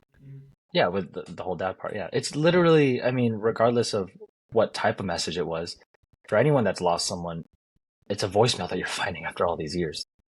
Like, that's already a hard conversation, And then the fact that it's the type of video where he said it's always been about him hits harder. In the theater, my first experience, when he turned on the video, and it was the exact part from the first Amazing Spider-Man when they were playing hide and seek, I was like, uh-oh, like, am I gonna cry here? Yeah. I love that scene in the first one. I think it's a really good way to put you right into it. But then I don't get why we had to do it for the second one. Me and him, that too. We said, instead of showing the parents, maybe, can do the same thing. Show him as a young kid, but show him with Harry. Give us something to that relationship. Not just throw us in when they're out of high school and they're like, oh, it's been, 9 years, they said, since they've seen each other? Yeah. He just walks in, he's like, sorry your dad died, but I gotta go, so... Yeah, like, they definitely didn't build up to that. Actually, my first experience, again, watching it, when he rolled down the window, I was like, that's our Harry Osborn? What the heck? Mm-hmm. And I was like, did they just choose him because he kind of looks like an elf, and they're making him a more natural Green Goblin at the end? That's pretty much all I see. Other than that, like, I don't know why they would cast him as Harry Osborn. And like, this version too was super whiny. Like, I just he was that spoiled brat that never grew up. Yeah. We had the idea that it was because of the movie. If you've seen the movie Chronicle, J.J. Abrams movie, where it's like found footage, they get powers. Oh yeah. He's kind of playing the same character in that. So that's the idea we came up with while watching it. But I don't know. Like, that's why they like somebody saw that and was like, he could work for this Harry. That'll be good. So. And again, that wrote probably down goes a with list of everyone who. Oh no, I was just saying that probably like adds on when they were like, oh, he looks like the Goblin we're trying to make. So. Yeah. Yeah. I went but yesterday I was trying to do some research, which I rarely do for the show, and I pulled up a couple of the people that were passed on playing Harry Osborn. Sam Claflin was passed on, Eddie Redmayne was passed on, and Boyd Holbrook was passed on to play Harry Osborn. And instead we got Dame DeHaan. Boyd Holbrook, for those who don't know, he plays the bad guy in Wolverine in Logan. Oh, right. Guy.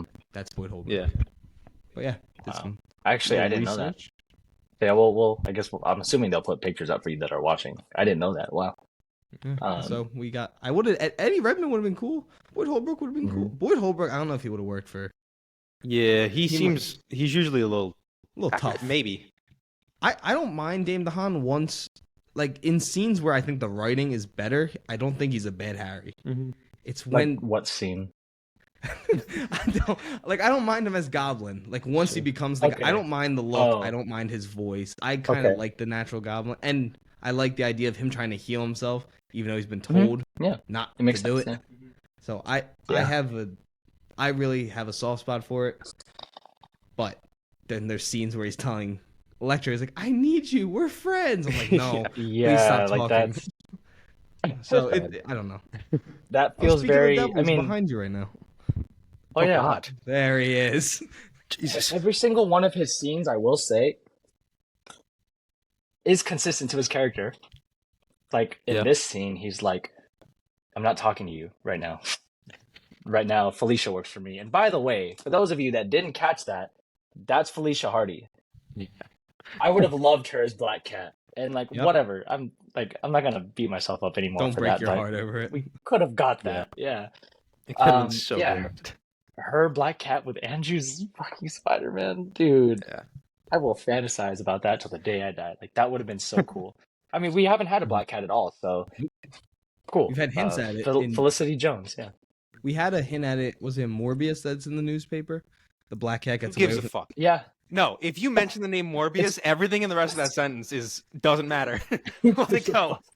Okay, I will say also, and for those of you watching, I wonder how you're all gonna react to this. I haven't watched Morbius yet. Don't Don't. you don't waste Don't. your time. Do not. Well, it's like not only as a filmmaker, but like the fact that I do want to consume everything Spider-Man. Like I know it's bad. There's a part of there's two answers. Part of me wants to watch it to see how bad it is because I have a top 5 worst movies on my list, and I want to see if that will replace any of them. And I want to see like it's part of the whole Sony thing. But I will say we've both said this publicly and on the podcast. The first act is actually not bad, That is true. and it just Oh. goes. okay. It just nosedives. And Yeah. there's no ending. It just stops. Oh. There's no ending. It just stops. Yeah. If you're gonna watch it, just get, I mean, blacked out. Just really enjoy yourself. Have like some buddies Got it. over, just chill out, just Right. Yeah. barely pay Got attention. it. Okay. Anyone else excited And for then, Madam Web, though? No. I have no excitement for that, but I think it's cool. Like they casted all of them, and then the fact that I don't know if you guys know or anyone else knows that's watching that it takes place in the early 2000s. Like that's nostalgic I'm to down. me, and yeah, like that's super cool. Early 2000s, not only because I was born in that era, but like just the era itself. Early 2000s it still hits. Unfortunately, I don't think anything in this generation beats early 2000s, especially the music, man. But Early yeah, 2000s. I think that's really cool. So I'm excited for that. But the fact that it's another Sony thing, I thought I could trust in Sony by itself for the whole Sonyverse thing in the beginning, but yeah. Yeah. I'm excited for I don't know. Sydney Sweeney as Spider Woman. I think the casting's I'm well just been pretty excited- good, but Yeah, I'm just excited to see them. Yeah. I'm excited for Craven. I'm still holding out hope on that movie. Ah, Give me yeah. like a 62 Okay, overall okay. fun hard R movie. Yeah, that one I'm probably like 60-40 on that one. Cuz like the initial reaction of seeing the trailer was like holy crap. But also at the end I was like wait, are we going with the whole storyline of his dad was the original Craven and he's That's I what was I like thought they were what's going happening? with. I don't know. I was like what's happening here? I didn't even know Russell And then Crowe was in I- the movie until I saw the trailer. We talked about that on the podcast Did we? really early on. Oh, whatever. But yeah, not only was the confusion there, but as I started to see people talk about their opinions online, I was like, "Oh yeah, I don't think this is going to be good." Andrew Garfield's coming back, baby. I'm holding out hope. Oh, I think there's one going of to be two yeah. rhinos now? Because the guy is I don't No. know, becoming the Ryan. rhino in that No. movie. So I don't No, know. All I know, no. Andrew They're not doing Garfield will that. be in. I'm calling it here. Everyone that's listening, you can call me back on this. Andrew Garfield will be in Venom 3. Okay. 100%. I hope so. I'd love to see him again. But Okay. He's gonna be in it. They're gonna Yeah. connect it, and it's gonna be Andrew. I Yeah, know it. And then Ryan, to what you were saying, like, I mean, I'm sure all of us know for a fact that Andrew's coming back. For those people that don't think so, and I still get those comments. I'm like, how do you like? You're one of those people that were saying that Toby and Andrew weren't coming back at all, huh? And Yeah. that part I get, but the fact that they're not gonna bring such a big part or a big money maker in their eyes. They're not gonna bring them back and satisfy us so much, and then never bring them back again, especially since they're building the whole Spider-Verse thing. Those are the same type of people that are saying that Miles Morales is not going to show up in live action. He's They in were No Way saying that Home. Toby, they were saying that Toby and Andrew weren't gonna pop up in the Across the Spider-Verse, but they did, but not in the way that I thought. But they still did. They showed a live action scene in a cartoon. And they did that with Venom too. I'm like, do you guys not see what Sony's doing? Like, they're gonna build up Miles into live action. And yeah, I mean, to what Ryan was saying, the whole Rhino thing, I think they're bringing Andrew back definitely. But in an alternate universe or whatever, where they're doing their new Sinister Six, like I know for a fact if that happens, they're not even gonna mention their old Rhino. Yeah, there's not. It's Absolutely. going to be. I mean, they mentioned No Way Home, but this could be a different Andrew. Who knows? Yeah. Right? Yeah. Bring back Emma Stone too somehow, please. Just want to see Oh, Gwen one more gosh. time. Oh wait, another thing. It's small. I don't know if you guys have seen it or have caught it. A lot of people haven't. It took me a while to catch it. So you guys know how they were supposed to have Mary Jane in the Amazing Spider-Man 2 also? Yeah. And I'm sure you've seen like some of the video clips and some of the pictures as well. Especially that scene where she meets Gwen. I wish I saw that. She actually made the final cut. Do you guys know that? No. Really? Didn't know that, huh? Yeah, a lot of people that say, for all of you that are watching, here's where she comes up. When Peter is rewatching Gwen's speech, which is reworded differently, and it really bothered me, but that's not the point. And then the music swells up, and it shows the Rhino coming out of the bank, and I thought that was also a little cliche. Like, what? You're a huge villain. CGI is Like, not what are you good in gonna? that You're just shot gonna either. steal cash. The money looks really odd. Yeah. And they're Oh, also that was in so that era quick. of I making like- everybody a robot. Oh yeah. Yeah. Right. But yeah, right after that shot, I think right after, it's when he throws a car, and our point of view is inside the coffee shop, seeing the car land on another one, and people like gasp. She's right there behind the counter. Like, you could clearly see the ponytail and the apron that she's wearing, but we don't see her face. But yeah, that's her, and I know that it's that scene because I've seen the behind the scenes pictures of her exiting that door. So Yeah. yeah. Because I know So that for she was those of you that supposed didn't to ride a motorcycle. She was supposed to meet Peter. All that stuff. I am happy they didn't do it. Just because that movie already had so much that it was trying to do. Yeah. It should have I wanna just been see the it, but- original cut. I don't know why. Oh, another cool fact I learned on my my research dive I did. So after the release of the Amazing Spider-Man 2, when Andrew Garfield famously came out and made a comment about the Amazing Spider-Man 2 and his unhappiness with the final product, there was a petition signed, had 460,000 signatures to do a web cut. Really? A web Do cut. his version. Yeah, Within the first month. I probably signed that.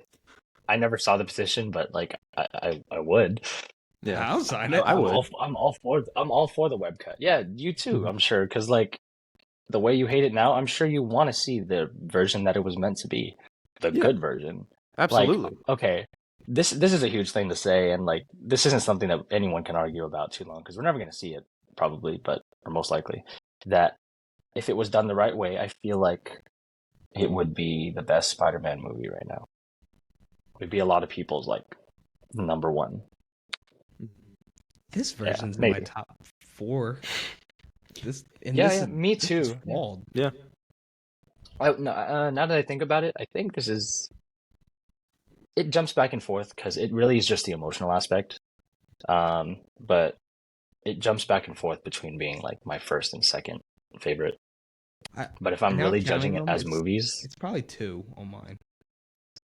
Probably. if we're judging it like as a movie, like Well, I have it'll be I have lower. as a superhero movie, a Spider-Man movie, and as like just a film looking at it from like review critically, and it's gonna have different scores from every perspective. But Right, as a exactly. Spider-Man movie, I think it's almost perfect.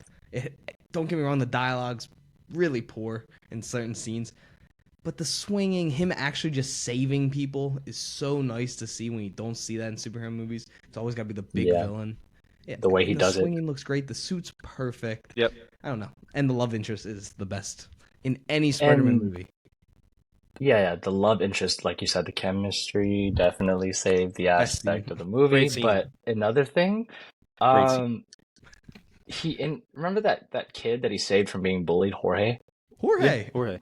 Like that's something. It's it's like a cute kid, and he's like, "Oh, I'm Spider-Man. I'll walk you home." Like it's the Mhm. little things that matter. It's not the big action scenes. It's the little things that matter. It's the little details. Or when it comes to the action scenes, with how he fights, and when you slow it down, you'll see like why he does certain things, and it's consistent to his version of the character. Like someone recently slowed down when the Amazing Spider-Man 1 when he was wrapping the web around the lizard, how he moves exactly like a spider. And I was like, oh, like no, it's one of those details that was done intentionally. Um, the whole Jorge thing, some people could see it as a cute little thing, but clearly it led to more, to where he had that number one fan kid that looked up to him so much that, you know, took that to heart. Of course, meeting Spider-Man, that he tried to stand up and be Spider-Man, which is hugely dangerous, by the way. Very, And very irresponsible. whenever I rewatch that scene, I catch it over and over. But whatever, the cops are still shooting when he's on the street, and I'm like, that scene was kind of also physically put together weird. Like the barricades show up out of nowhere, but whatever. Yeah, The and the Jorge people are thing. just standing right behind the cop cars, not getting a shot Mhm. as Not, this bullet yeah. is being passed. Yeah. Yeah. But That yeah, the seems weird. Jorge thing. Forgive it. Yeah, the Jorge thing. Think about it, and I hope they do it, but Tom hasn't interacted with kids like that, or the city. The city, New York City of all things. New York City means a lot to not only people that live there, but New York City is just a huge thing. It's not no small town. It's not just a city that's in superhero movies. New York City itself was a character in Tobey's Spider-Man. The first one, the second one, the freaking third one. Like that connects Spider-Man to the city more. And Andrew doing that whole thing at the end, and then the Jorge thing, I loved that. I love that he interacted with a kid, because I feel like they should, because Spider-Man, a lot of the kids look up to him. Yeah, they didn't do that with Tom. They did none of that with Tom. Tom swings right over the city, not close to anyone, and they did it in No Way Home, where I also didn't like it. It was the swing deleted never scene. looks as good. Oh yeah, in that's a any whole of other them. thing. I think for the people that even think that Tom is their favorite, I think even they agree that like Andrews is the best. Yeah. But yeah, that deleted scene where Tom's brother Harry is just like dangling on the web, and they're like, there's three people going back and forth of like, what are you doing? You can't do this with him. Like he's a child, and he's like, my kid's 14. He's a moron. And they go back and forth. Like they need to stop doing that. That quick back and forth. Like it's up to Spider-Man to do the quick quipping, not every single person. But yeah, that's just, yeah. Like I said, I hope Tom interacts with the city and kids more in the next trilogy, maybe in the next one. Because another thing that I saw, I don't know if it's contract wise, I think it is though. I heard that it was. I don't know if you guys realize this, but ever since Marvel bought Disney, there are not only less fatalities, but they show it less and less and less as they make more movies. And think about it. Homecoming, the final battle was up in the air and then on an empty beach. Far From Home was literally a bunch of robots on an empty bridge. No people. They left in time. No one was at stake. No lives were at stake there. Or maybe some, but yeah, overall, no. And then No Way Home, they specifically planned it to be like away from people, which is cool. Like, it makes sense for their safety or the city's safety or whatever, but like, they're playing on a playground essentially. Yeah, there's I do like when they put. I think I was saying that about Amazing Spider-Man 2. The scene when you're actually right at the scene. It's when Electro finally figures out his power and he starts attacking people. A little bit later in the scene, but Yeah. I wish you actually. This sounds horrible. I wish you actually saw people die. Getting electrocuted. Yeah, like Yeah. that makes it feel so much more real and so much scary. The fact that he's just shooting around people, like, Yeah. yeah, it's scary shooting electricity out of his hands, but it makes it more like, oh, people are at risk. Like Spider-Man needs to do something.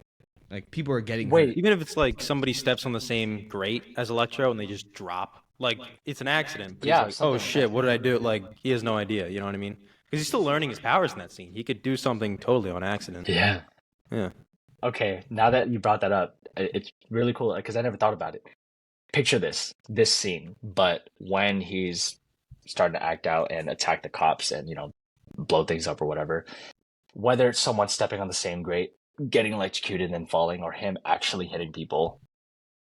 Imagine while Spider-Man's trying to manage everything, his spider senses go off. Everything kind of mutes and muffles, and people are running by him, and he's jumping over people and saving people quickly as he's trying to swing to that one person. And just imagine that person like dies right in front of him.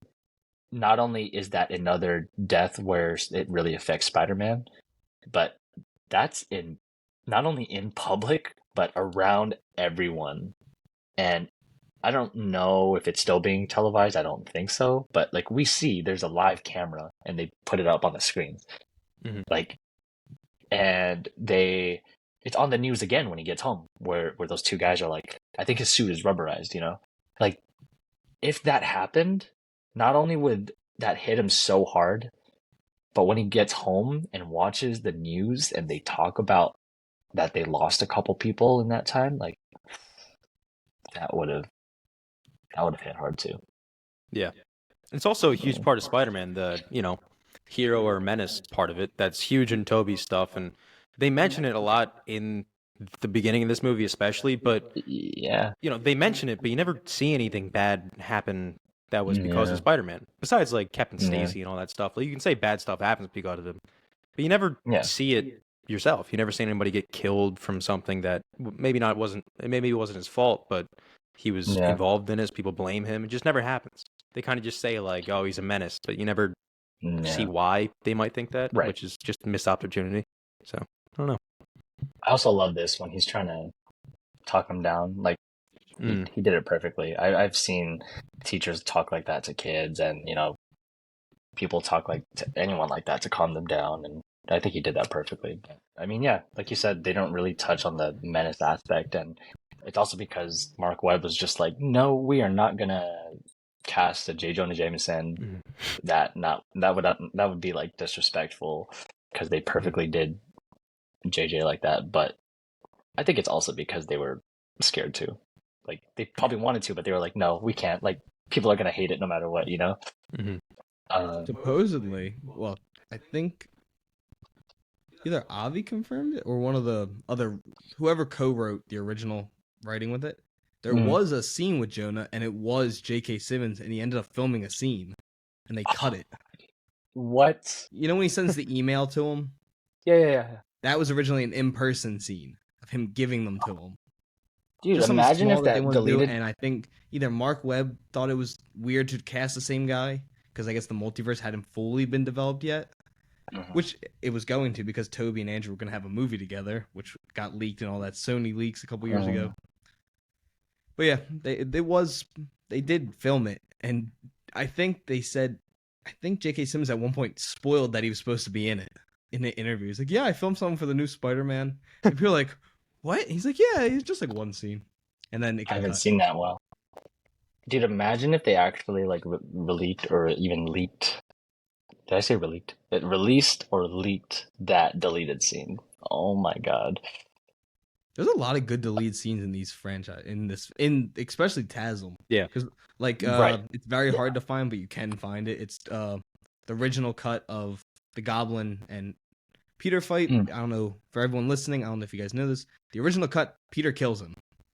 Peter goes down, the Gwen stuff happens. Peter hears Goblin laughing, because as you see, Goblin gets launched to the corner. Peter goes up and stabs him multiple times with the glider. Out of anger, just. And it's just anger, and he it got loses shown it. during screenings, like test screenings, and people thought it was too dark, and they did not like that Spider-Man got angry and killed him. So yeah, you can find pictures of it. There are Yeah. pictures of him holding Like- the glider over his head. Yeah, like I'd say I think it's best that they didn't do that. But I personally would love to see that. Yeah. I wish he killed him just because it's like in that moment you're just seeing red. Like you just lost the one of two Right, people yeah. that you love, and Yeah. you hear the guy laughing who caused it, and you Mhm. just mm. You know what? Yeah, now that I think about it, I'm glad that they didn't do it because think about it. It ended with the camera zooming out and then looking up at the moon while he's crying. And then they transition into the funeral and him at the grave. I think that would have interrupted it and the whole mood and just the tone. And the only thing I can think about is No Way Home, unfortunately. And I have thought about this before that right after Aunt May died, that's where they slowly get into the Toby and Andrew showing up. Mhm. And everyone starts cheering and laughing again. And a lot of people forget. And sometimes, or some of not everyone forgot, but, in the moment, you're not focused on it. A lot of people, they know that Aunt May died, but they don't feel it anymore, maybe, because they switched up the tone. I feel like they should have done that. I feel like they should have brought Toby and Andrew beforehand. I don't know how they would have done it. It's that movie actually has a lot of loopholes that I didn't realize, but yeah, I didn't like that. I feel like you could literally just flip the scenes because Ned and Zendaya are still by themselves. Yeah. They never show up. Oh, During... you're right. You could literally just flip it. And this, yeah. Holy crap. Yeah. See. I mean, you probably would have to do it before they go bad because then that'd be kind of cutting in between the action. Yeah. Mhm. I feel like you could have done it a little bit earlier, and they're trying to figure out where he is. They see that on the news. They go and find him. Yeah. Yeah. Mm-hmm. Yeah. I See, do love that exactly. too. That was another thing where like, how the hell did you know where to go? Or like, Yeah. Great job, Toby. I mean, obviously the portals, but Toby was just like, I've been here and I've been feeling like he needs my help. Yeah. Like I get that's the spider sense, but that's kind of lazy. It is kind of goofy. That's also not really how the spider sense works most of the time, but whatever. Yeah. Yeah, I wish because a lot of people hate it. A lot of people don't watch TASM because they're like, I hate that movie. I hate that Gwen dies, so I refuse to watch it. And I'm like, all right, to each his own. But like, I wanted to sit with that emotion of Aunt May dying. I think I cried then too. Yeah. Yeah, and then we go Well- straight to cheering about Andrew and Toby, you know? Yeah. To everyone that doesn't watch TASM because Gwen dies, there's a reason why Gwen and Peter never get married in the comics. Because Gwen dies. In 95% of comics, unless it's a Spider-Gwen storyline. Gwen, that's a major part of Spider-Man, is losing his first love. And Mm-hmm. figuring it out eventually and getting with MJ. So I love Gwen Stacy. I hate her version in Spider-Man 3. Do not like that version of the character. Yeah. Bryce Dallas Howard, bad choice. Emma Stone will always be iconically Gwen Stacy. And did anyone see her haircut? She got cut like Spider-Gwen. Recently? Yeah. Yeah. Oh my god. Dude, Everyone's like, wait. But like, there's a strike going on right now. yeah, they're not But filming anything. yeah. I mean, who knows? I don't think they're doing anything. Because if they even did like screen tests, like that still counts. So Yeah, I that don't would think still they're be doing with anything. the... That's the production. company. Yeah. Mhm. Yeah. Or There's that's a part of couple, what is it? pre-production. Neon signed with the writers and actors. Do they? A24 signed. Yeah. And Mhm. someone else signed. So we're getting somewhere. I don't know how A24 can afford it, but Disney and Sony No, can't. dude, yeah. Because that makes sense. Right. I saw a video the other day where I I saw a video the other day where they were like, "Oh, Disney, you can add a bunch of these new things in your park like next year, but you can't budge for the riders and whatnot." You can build Indiana Jones Land. Can't make. Right. They're getting rid However- of something for that. Like if you think about it, we don't know all the details, but there are different departments to where I don't know if they can just move money like that. I'm sure Disneyland, I already know Disneyland and Disney World are different departments. There's theme parks, but clearly, like if you go on their Instagram, they make Disney parks, Disneyland, Disney animation, Disney Plus, Disney itself as Instagram. So, yeah, as for the money moving around, I don't know if you can just be like, oh, you can add stuff to your parks but not the movies. But I mean, I don't know. I might be wrong. I know that money works when it wants to, so I feel like when they want to do something, they'll move the money around. Yeah. And of course, right when we went to LA, it was writers were on strike, actors were on strike, and all the cleaning people at hotels were on strike. Yep. So we just had a huge strike out front of our hotel the whole time. Yeah. We're like, this is nice. It's a good way to wake up in the morning. You hear the drums in the morning. That's fun. Oh my god. Hey, good for them though. They deserved better wages. Yeah. They really do. Yeah. Yeah, TASM. I highly recommend. This scene there too. He is, Michael where Morbius. He's touching, Yep, Morbius. Yeah, they pull up more. There's Morbius there, and then I think there's even Craven there, right on the thing. And then they mention it's like V something, which is the Venom serum. Oh, I mean, we do talk about Craven. They go to Cravenoff, so it's like not too surprising. But yeah, Morbius is there too. Yep. And of course, in the credits of TASM 2, we see all the different members as gear throughout the credits. I remember thought that was really so cool excited. Who was the? I still can't. Who was the smoking mask? It's like a Jabberwocky mask. Chameleon. But there's like, is it? Chameleon's one of them. Yeah. There's two. The one's Mysterio. The one is. I know Chameleon was the villain in the third one because he was going to be Gwen, and Peter was going to be like going crazy about it. Oh, about like got it. Chameleon's one of the coolest villains. Is he still going to be in Craven? Because I haven't heard. I remember that was. Yeah, it's what's his name? Yeah, I remember he got cast, but I haven't heard anything since then. Yeah, I don't think I saw him in the trailer. Craven. They cast him a while ago. Like a year ago, yeah. I mean, they probably wouldn't show him. Unless they cut it. Yeah, I don't know. He could be anybody, to be fair. That's, Could be Russell Crowe. Could be. I don't know. Could be a lion. I don't know. Dame DeHaan. Look at a lion. Dude, the fact that Russell Crowe, his version of her Zeus. Oh, God. I was too excited when he got cast, and then it was just that. I thought Russell Crowe is Zeus now that he's like old and bigger. It would be funny as hell. Zeus is and then it was terrible. That whole movie. Yeah, but this was like a Zeus that was like been a god for forever, doesn't give a shit anymore, just eating grapes. He's getting fat and old. Just be jacked without doing anything. I thought that was the joke, is that he's gotten fat and old, and then Hercules showed up, and he's like, "Yeah, stupid movie." It was a stupid movie. Well, okay, I'm kind of in the middle of you guys to where like I love Russell Crowe, and if they casted him as a more serious Zeus and not jacked, I wouldn't even have cared about him not being jacked. I probably wouldn't have said anything. Yeah, if it's good, it's good. It's because everything else is bad around it. It's yeah. I hate that. All right, so everyone that doesn't know yet, he's gonna be in Craven. He plays the dad, and he's about to play two bad Marvel characters.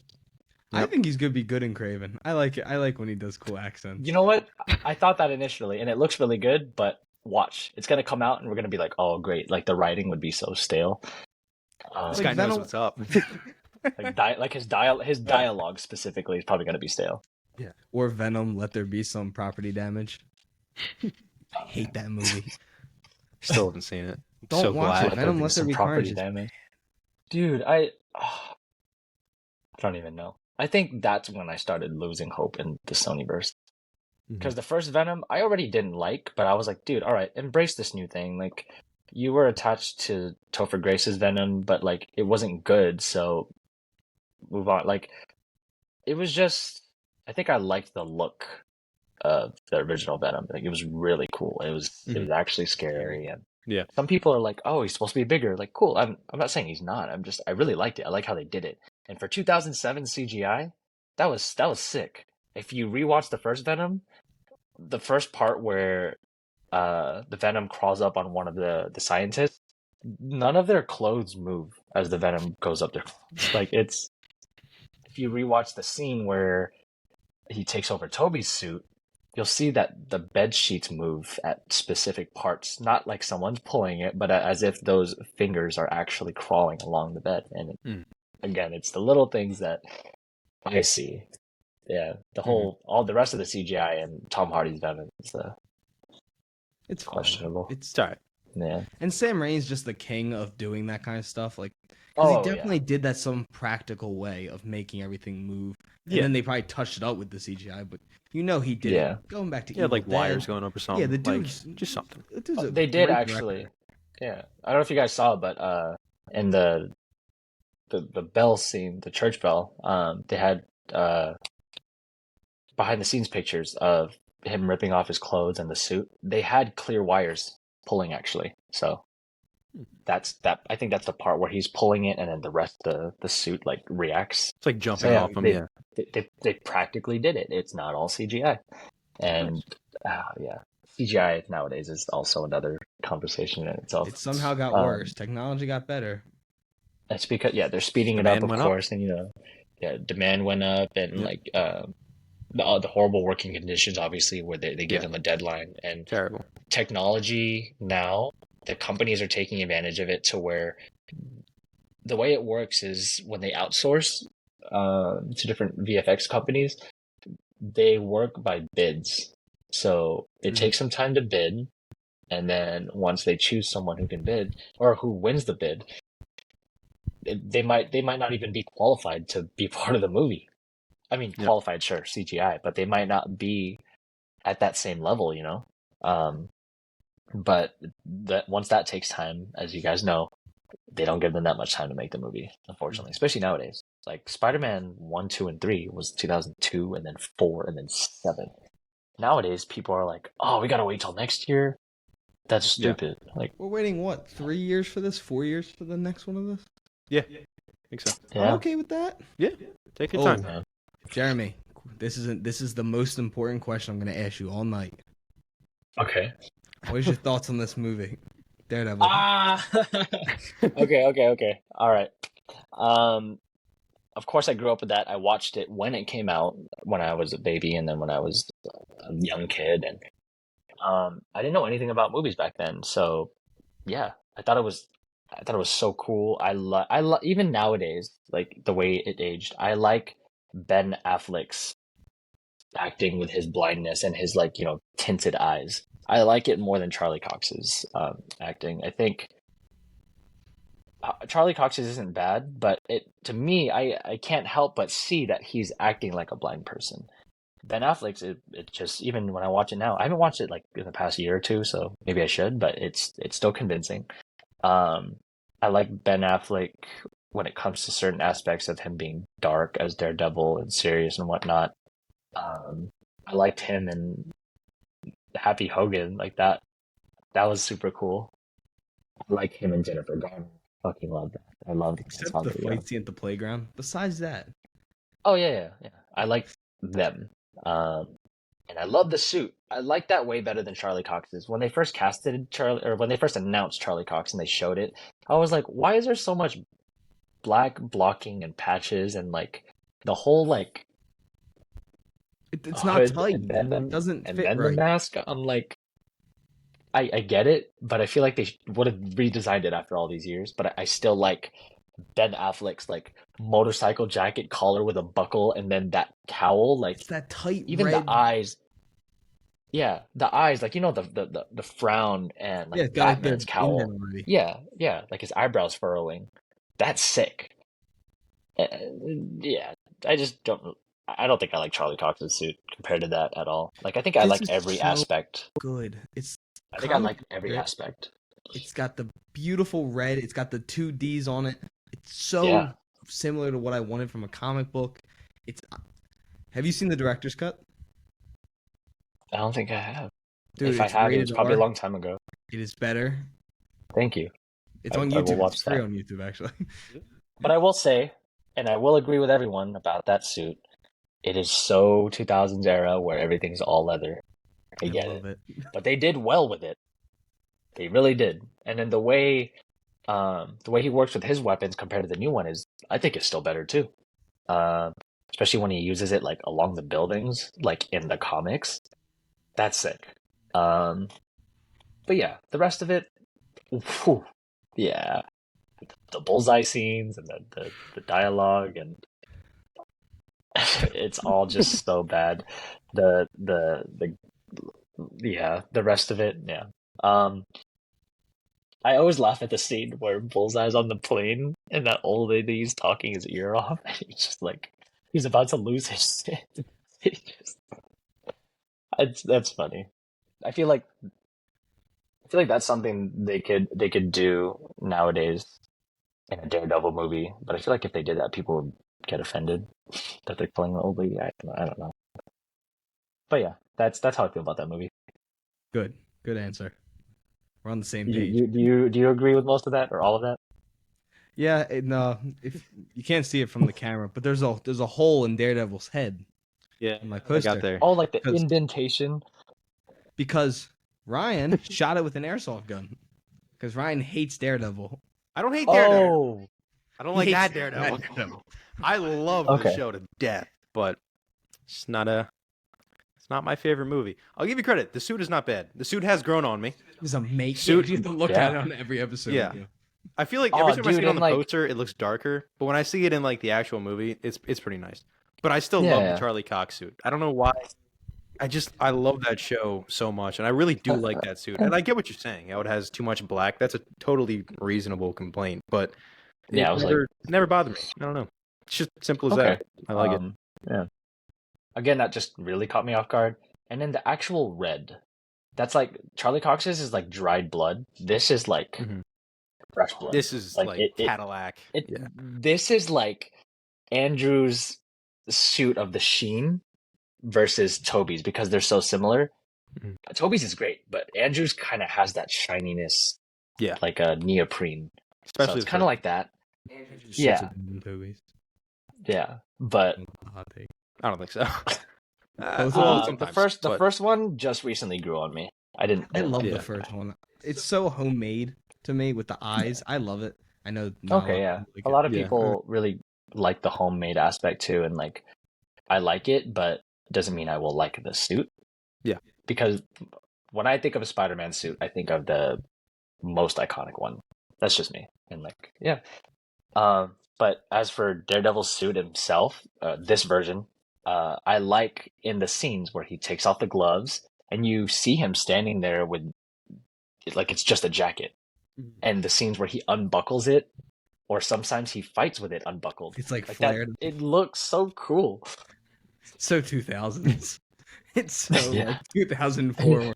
Oh my god, Yeah. I do love that movie though.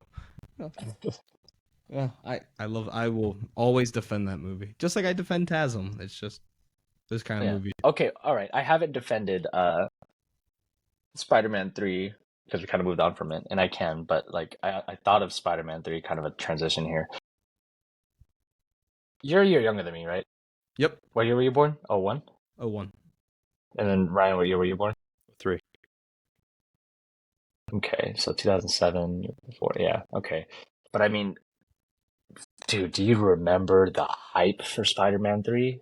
Oh, No. dude, The toys. The toys Dude, were incredible. I keep saying that if I could time travel anywhere, it would be back to rewatch Endgame for the first time. Because unfortunately, I didn't have iCloud at the time, so I filled up my storage and I was like, oh, I don't need these clips of a bunch of. So I was like, I deleted it, the crowd reactions.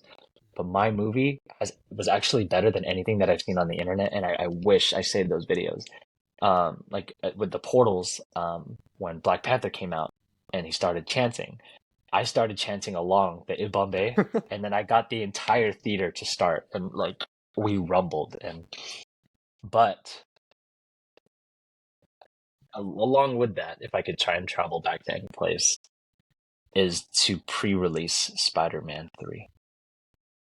Literally, the teaser was the most watched movie trailer in history, and things are different now because everyone has access to YouTube, kind of like inflation with the money making and whatnot. Yeah, but because now you had to go. like, Then you had to like go on your computer and go find it. And it wasn't. Not a lot of kids had access to computers. Not a lot of kids, teenagers, even were able to go on computers. A lot of parents were still not letting them back then. But yeah, like I vividly remember it, and the teaser and the trailer itself, and I remember it playing either on TV or on a screen at the theater or in the actual theater where we watched. The wording was his biggest battle lies within, and then three, and the bass and the venom just hitting. Like I was Oh, like, I when it would know do this like is the definitely heavy gonna be a bass big. leading up. Do you remember that in the Yeah, trailer? It did like the bass, mhm, bass, bass, black, and it yeah, showed him waking up with the black suit. oh I yeah. remember cheering. Did Like you have the suit that reversed? I did. I Yeah. had it too.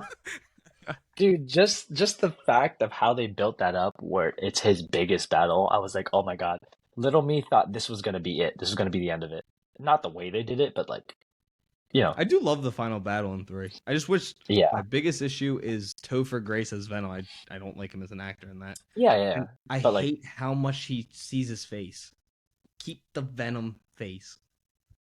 right, yeah. Yeah. Um, as for the hype, like, dude, the Burger King toys were the best in my life that I've ever gotten toys from a franchise. I have them, thank God. I can't find my favorite one because that's the one that I like held on to as a kid. Was the one where he's like squatting, but it's the one where you can put in the freezer and it'll turn into the black suit. Oh, to the black, Like yeah.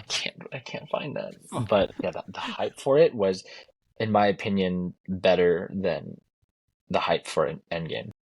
And it's like a different type of hype. Like now, like everyone watches the MCU. Like that's what everyone wants. Right. Superheroes, like they're big in 2007, but like Batman Begins had just come Not out a year prior. We had X-Men. It was right. not Endgame. It was Spider-Man by himself was gonna do this epic movie that was the build up for everything. The black suit and Venom was such a big deal. And then we Mhm. saw what we actually got. Yeah. Like nowadays, hype is not only hype, and it's easier to hype things up nowadays. And like you said, a lot of people watch MCU now, and like everyone's a Marvel nerd. And back then it was different. But yeah, like that's why I'm saying, like, comparing it to now, I think the hype was a lot bigger than Endgame, and I missed that. I do miss the hype. Yeah. I will say No Way Home was probably the greatest theater reaction we've ever been a Yeah. part of. I was just that's why I was on my phone. I was finding the Yeah, video that he I had took. videos from we went to an opening night in Disney Springs at this. It had three balconies, Yeah. 3 balcony levels, and there was people sitting on Crazy. the steps, on the floor. People in And full the costume. It was crazy. the place shook Yeah. when Charlie Cox appeared, and Ryan was the loudest person in the entire theater, just on his feet. I jumped and cried when Dude, Andrew I you're was showed so up. happy. It was insane. But I have your a video theater of sounds. when Toby came out, and there was a kid, random guy, I had no idea, sitting next to me. And as he was coming up, they were like, oh my God, just the random dude next to me, just like jumping on each other. It was great. Guys, your theater sounds fucking amazing. Wow. Yeah. Like when you said people were sitting like even on the steps, like that says People it in sharing itself. chairs. It Yeah. was. I mean, it was packed. Was it opening night or day after? It was opening night. Was it? Yeah. Because they had the Thursday screening. We went on a Friday. Yeah, that's right. And it just Wow. erupted. Like you couldn't hear Crazy. the dialogue of Andrew at first. Like Yeah. when he first comes through, I had no idea what he said. I just knew it was Andrew. And I Yeah. was just crying. They did it on purpose. They know what they're doing, and that's why he was like breathing for a second. They did that in the Flash too. Like I thought it was. We'll not get into that, but like when George Clooney showed up, and he's like, "What's wrong with you?" And then the music swells up, and he literally like looks away and smiles back. That's That movie not sucked. realistic, but whatever. Sorry Anyways, to, back to to everyone who Spider-Man. liked that movie. Yeah, I was a defender of the Flash too, up until it came out. I wasn't, but I had a lot more fun than I thought I was going to have, actually. Oh, you liked it more than I did, and I was like Yeah. so hype. It's because I'm a big I also- Ben Affleck guy. So, and they kind of did Oh. his Batman dirty again. They made him very Yeah, lighthearted. that was stupid. Do him Oh dark. my god. Let him be badass. I think I only had really fun with like 2 scenes. It was the first running scene where he's about to run and then the title cuts off because of the kids. I thought that was creative. And then the whole when he actually stands and then the whole street zooms in. Yeah, and when he it just actually zips and then and then the music that they used, I saw it in IMAX and I was pretty close. So I was like, holy shit, like this is it's super cool. Other than that, yeah, I didn't really like the movie. But yeah, that's a different conversation. Back to Spider-Man. Yeah, back to Spider-Man.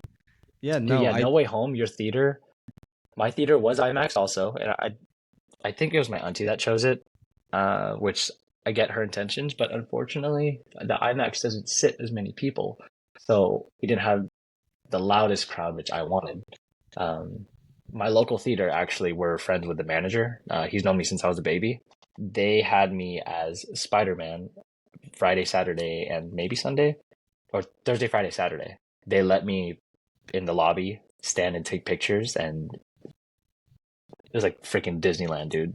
You know, where people are crowding Spider-Man to take pictures.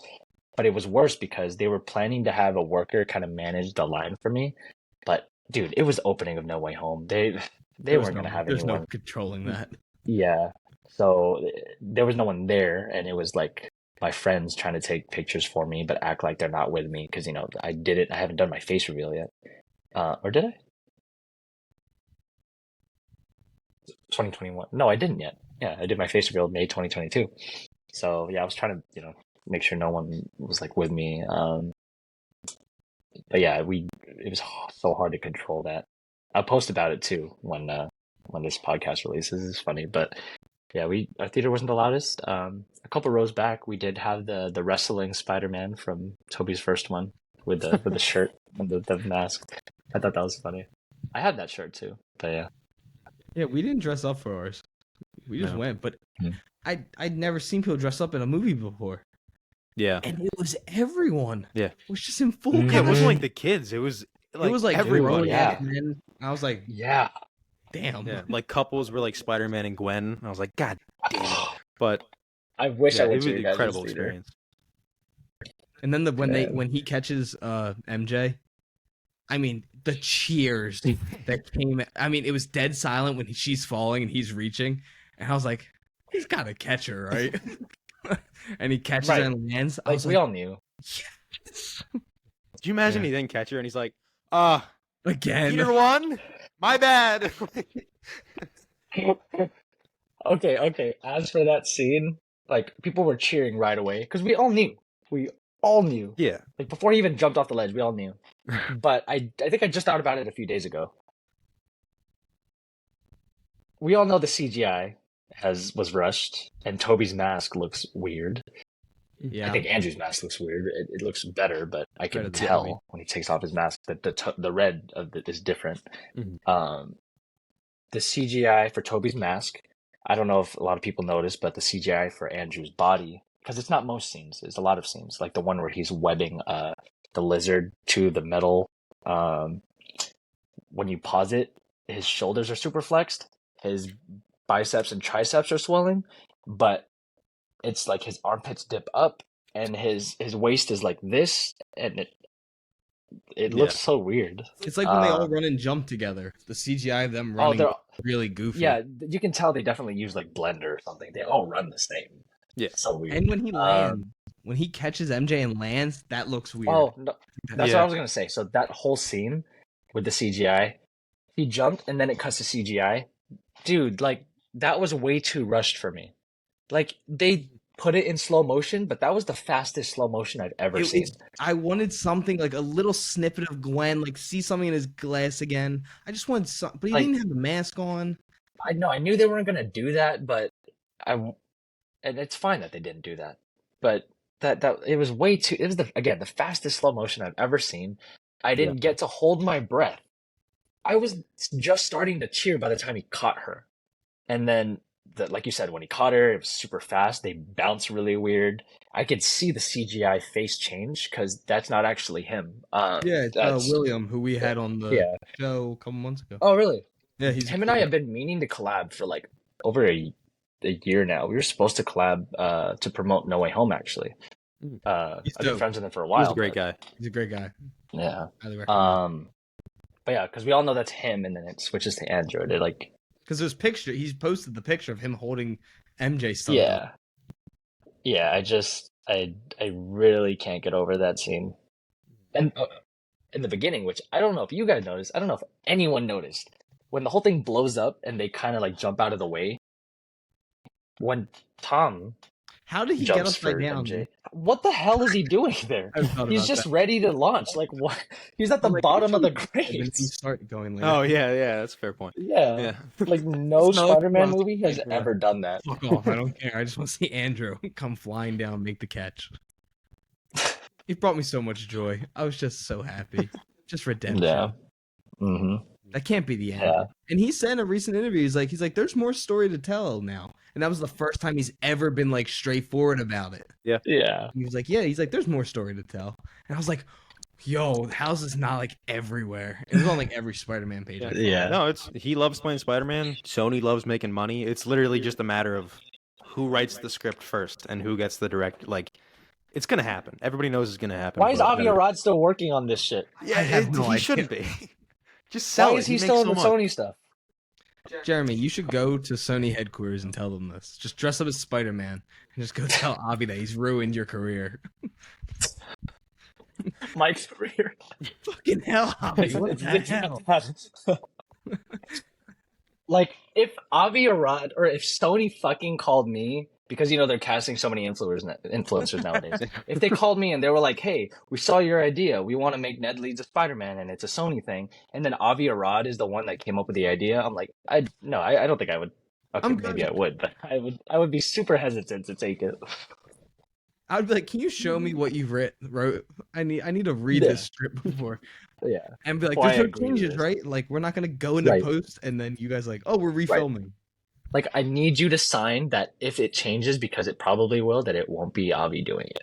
Yeah. Bring Mark That'll Webb be- on. Let him make the Yeah. changes this time. Yeah, dude. Imagine if they, which they probably are, bringing back Toby and Andrew if Mark Webb somehow comes back. Because I love heard this. that Sam He makes Raimi is so coming much back. practical filmmaking. And it's Mhm. so well, like, the whole swing scene underneath the bridge in TASM 1 when he's running from the cops Yeah. is one of the Oh. coolest scenes. And that it's all real. That was like a cool thing I got to talk to William Spencer about because that was him doing the swinging. And he's like, it was an awesome moment to like actually get to Yeah. meet Spider-Man. Every time I see the behind the scenes, it's so cool. And you know the shot Um, in TASM 2 when he's watching Gwen go into the coffee shop? He's like perched. Yeah. So Andrew was, I was watching like a whole thing about they let Andrew do that shot, but that's like a big deal. Let your actor go up on a really tall building. Like the amount of there's like 8 different wire sets connected to him. I was like, they were like, Andrew, just don't lean, just sit right where you are, don't move. But yeah, I love them. I love that movie. I Yeah. love Mark Webb. I think he's a good director. I love his other movies outside of just Spider-Man. So I would really like to see him come back and get a fair shot at doing his story. Yeah, I like his style of the practicality, but even when it comes to the CGI, they tried so hard to make it as practical as possible. Like, I don't know if you've seen the clip, but the opening skydiving scene, the camera work, they had an actual camera guy shake and like move with it. Like that's not a CGI camera. Yeah. I was like, that's really cool too. And the whole GoPro shot with it on his chest, When like he's that's cool swinging too. in the such a goddamn good All right. I guess. Fuck, I don't know if I should say this. No, okay, I won't say it. But I will say this for our movie. Like, we're gonna. Whoa. Now I want to know. Now you gotta can't- say it. You Come on, you go, can't tease it. I should say no. It's not fair, Jeremy. All right. Well, all spent right. these 2 Can I hours. tell you guys? But can you cut this part out? Oh no, we'll wait after. We're not good at cutting. Okay. Tell us All right, after the all right. episode. It might slip in there or show up. Okay, I'll tell you guys after. But so what I will say for our movie is that I don't know how many swinging scenes we'll have, but we're gonna take inspiration from the best part of every single Spider-Man. And yes, like think about that again. I'm not gonna say anything further than that. Every single Spider-Man that we've seen. And then we're gonna add a little bit of my own style in there. So yeah. Like Lotus was freaking cool. Yeah. Like that was cool. But yeah. My turn. I liked your how you. I like how you handled. I saw how many people were asking about Lotus, and you handled it perfectly. Just being like, "Hey, like what they did was great. Like they made their thing," and you were very positive about. While so many other people were just like, "I'm not gonna say anything bad about the movie. They made a Spider-Man movie. Like that's something I wish I could do." So Yeah. I think the way you handled it, I thought was great. being very just Yeah. kind about it, because that's what Instagram and all that's for, like networking. Like we got to go see the movie, which was cool. Like I didn't expect to watch in the theater, so I thought you Mhm. handled it really well. So Thank you. Yeah, I think so too. And I was really scared too. And um, my initial thought or decision was that I wasn't going to at all, that I wasn't going to address it. But like, I feel like we need to address mistakes. But you saw that at the same time, I'm like, I don't know everything. You don't know everything. yeah, Your initial thought about this person is not like, if you were to judge me for my one mistake from when I was younger, I wouldn't want to know you, be friends with you. I'd like, that's not how you judge people. My whole thing was like, you know, everything's been good since that I've seen. yeah. It Like seems like they're there's not been like that little things, anymore. but Warden's been super cool. I've continued talking to Warden outside of Mm-hmm. that event, and Mm-hmm. they were both kind enough to come on the show before we went out to LA and invited us to go out Mm-hmm. with them and film some Yeah. cool content while we were there. So I Mm-hmm. have nothing And bad to like, say. People make mistakes. I've made plenty of my own mistakes. And Ryan mm-hmm. has knows me my entire life. Everyone makes them, Yeah. so I'm not going to judge someone. I know Yeah. people are very outspoken about how they feel about people, but if you don't know Yeah, them nowadays, personally, yeah. people make mistakes. People say Yeah. stupid things that they don't mean now when they. Right. Did anyone here playing a Modern Warfare 2 chat when you were like 10 years old? You don't want those released, do you? Because Right. That's what exactly. Not only were you an ignorant kid once, but going back 2 years ago, 3 years ago, even 5 years ago, not even longer than that, but times were different. It's different now. And um, me personally, I grew up with a lot of jokes. I grew up with a lot of racist jokes that I was included in, like at me, and I never got offended. Like it was part of it, it was a joke, you know? Like yeah, people like get that. offended in comedy clubs nowadays. So dumb. And Yeah. that's the weird thing with doing. Now we have an editor of the show, but me and Ryan, I, I we're very kind-hearted people. We don't try and offend people, but there's been a couple Yeah. times where we've said things and then Spotify like takes it down. I'm like, I didn't even know what I said was bad. Like, Yeah. so you have to be Oh so wow. careful now. And I know that there's bad words out there that you're not supposed to say, but then there's some like the F word, the like fuck. Yeah. Don't need people think I'm saying the other word. That's a no. That gets people annoyed that we even say that sometimes. So I, I Okay. don't Interesting. know. Yeah. But Yeah. yeah, that's the whole Lotus thing.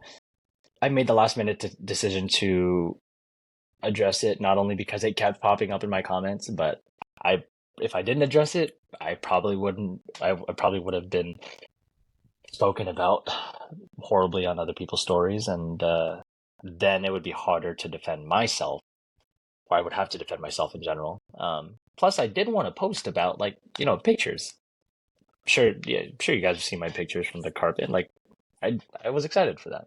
Yo, those Um, pictures were cool. yeah. I liked when you guys did the point. I was like, that's a cool picture. I can't even be mad about Oh it. yeah, I'm surprised I didn't see anyone else do that. But I'm like, all right, there's literally You guys three are Spider Spider-Men Man. That's here. not fair. Yeah. There was another Spider-Man. There were like a couple other ones there. They didn't do that. But Really? I only knew you yeah, and Warden were gonna be there. there was a Miles Morales one. There was I don't even remember what type of suit it was, but it was like I think it was darker, like a damaged suit. I don't remember the third one. The third one was like an even cheaper suit, I think. But yeah, there were like other Spider-Man there, a couple. But again, I never saw it. I'm glad I'm the only one that did though. Yeah, no, um, I was. It was a cool post, and I yeah. said this already. When you walk, because we were talking to Warden, and I saw you, and I Mhm. was like, is he coming up to us? I was like, holy shit, he is coming up to us. And then you were like, hi, and then you shook my hand. I was like, hi, I'm Tommy. You're like, I'm International Spider-Man. I was like, I fucking knew it. So yeah. Yeah, that I'm really glad that I got a picture with the main cast, because that clip of all of us, I think that's sick. And Mariah specifically, like she asked me to send her some of my videos, and she was like, "You look like you belong there." Like, I'm excited to see your movie. I'm like, thank you. Like, Oh, yeah, Yeah. that was really cool. And then my date said the same thing too, and she knows about my movie, and I tell her all about it, you know, and she's like, "You really look like you're in your element there, and I'm excited for yours." And she's like, "No matter what happens between us, I don't care. I want an invite, you know." oh, So that's so yeah, nice. yeah, I'm really excited for that. We don't even But want to yeah, watch our movie. huh? We don't want to watch I don't want to ours. see it. We're very Really? hesitant about what. I think it's more like it's first off to me at least. It's literally a real day I had. Yeah. That I Mm, therapeutically was told to write about, and I did. got it. And Ryan, being the best friend I could ask for, made it into a really good script that I could not have done. And so watching it and me, I wasn't gonna play the character because I was like, that's Uh, too on the nose if I'm playing myself. But then it eventually got to the point where me and Ryan were talking. Ryan was like, he's like, you should play it. Yeah. And I was like, okay. And then we held auditions for the girl. We ended up getting a really good actress to play my other best friend, because Ryan, I didn't tell him till later about all that stuff I was going through. But yeah. yeah, so I think it's a little bit like we wrote it. I have to watch myself act now in it. Yeah. So it's like that weird, like, I Yeah. don't want to watch it. So maybe I'll send it to you and you can just give us honest reviews and be like, yo, Sure, you're, yeah. you're like, yo, don't put this out there. This is horrible. Yeah. Yeah. No, for sure. I would love to. Now that you say that, though, that's another thing. Okay. For everyone watching and for everyone like waiting for my movie to not only come out, but just for us to release information about the movie, whether you're waiting because you're excited or you're waiting to like bash my movie, I originally was gonna cast a Peter Parker and do our own same storyline, but I was like, okay, come on, like now Spider-Man, because I thought about this years ago, and then I heard about Spider-Man Lotus, and I'm like, oh great, I'm like, okay, another Spider-Man fan film. So how do I make it more original? But then as I slowly talked about it with my followers, like on my private story or whatever, a lot of people were like, this is your story, not just it's a suicide prevention story. This is your story, and this is a movie essentially for your fans. We know you as Spider-Man. We want to see you as Spider-Man. And I was like, wow, I didn't know people would care that much to want me in the movie. But I was like, okay, like I don't want to. Have you seen Spider-Man Cake Day? Yeah. Yeah, like I don't know why they casted that guy, like for whatever, but I was like, I don't want to like cast myself as Spider-Man just because, like, and be Peter Parker. And then I was like, I got it. There's like little to no Asian American representation just more recently. There's very little to no representation about Filipino Americans. And if they are, they're always either just changed up or they don't even talk about that they're Filipino. And I'm really glad that they did it with Ned because they didn't do it in the first movie or the second movie. I'm so glad they did it in No Way Home, and me and along of the other Filipinos in the theater were fucking laughing so hard about it. Yeah, I'm so glad that they did that, and it wasn't intrusive, and it wasn't like other. You know how they're changing they're race swapping a lot of characters now, and they're focusing on cultural aspects and like feminism with the whole superhero thing too. Like I'm all for it, but every single one of them has been shoved down our throats. Like it almost feels like they're doing it just to satisfy us, not because they genuinely care. I don't know, but like the whole in Endgame when all the girls stood together and she was like, she's not alone. I feel like that was kind of shoving it down our throat. And if you need to mention it, then it's kind of Let it happen. didn't Let come. them all fight Yeah. together. That's still cool. You don't need that It's line of dialogue. the more you mention it, the more ironic it is. Yeah. So yeah, it didn't feel that way for me with the whole Filipino thing. Maybe it felt like that to other people, but the fact that she spoke Tagalog, and it's funny that no one else could understand because they didn't even use subtitles. Yeah, they Yeah. didn't. I didn't know what they said. Yeah, I don't speak Tagalog, so I didn't know. My grandma had to be like, "Oh, she's saying this." And for any other Filipinos watching, if you're younger and you do speak Tagalog, let me know because my grandparents and my parents were like, She was speaking Tagalog really slowly, and it sounded really weird. I don't understand it, so I don't know. I could see in some parts where she did, but I'm like, maybe the directors were like, okay, let's do this take again, but slow it down a little bit so the Filipinos can understand you. I don't know. Because Tagalog sounds like Spanish a lot, and even if you speak Spanish, like it could be super fast. So maybe she was just nervous. I don't know. This is literally her first role. Um, I'm just really glad that they did that. And for my movie, yeah, we're gonna touch up on that too, because that's when I decided, holy crap, okay, let's make this a multiverse thing, which everyone, we are already familiar with.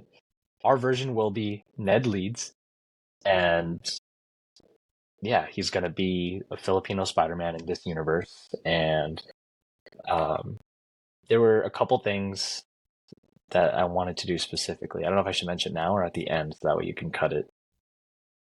Probably cut it later, I guess. We'll stop the recording so you can tell us this stuff. Okay, yeah. All right, let me note that down then, what I want to say. But yeah, so yeah, that's how we're gonna go about my movie. I'm ecstatic. Yeah. I'm so excited just because I love the whole idea of it focusing on the mental health and all that kind of stuff. Because even if we don't really mention it in Spider-Man, Spider-Man definitely goes through this on his own at the same time. Like, as much as this is your story, which I'm not taking away from that, I'm saying, yeah, Spider-Man also goes through all that kind of stuff, and it's not ever talked about. Yeah. Spider-Man's Yeah. always been the superhero who just always has a shitty ending. You know what I mean? Like, Can't catch a break. yeah, exactly. Like you look at the end of the first Toby movie, he ends with his breaking up with his girlfriend, and then his best friend hates his guts because he killed his dad. Like, there's never a happy ending for Spider-Man. And then the entire second movie is that, Yeah. which is also why it's like so accurate. Mm. But yeah, it's The goblin scene just happened to make me I skeeve. know. I'm looking. It's I when know. his It's shoulders all like move. that. It freaks me out. oh the shoulder Yeah, blades, the shoulder thing. Oh, I don't like and that. then they add like the sound effects. Yeah. Yeah, I turned away just as everyone was talking. I looked away.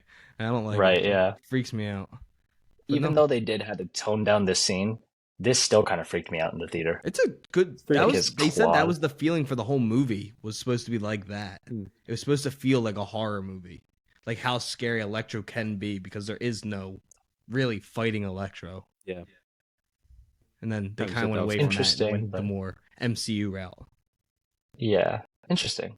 I like how they did better with Electro and No Way Home. Yes, They did way Thank better. God. Yeah.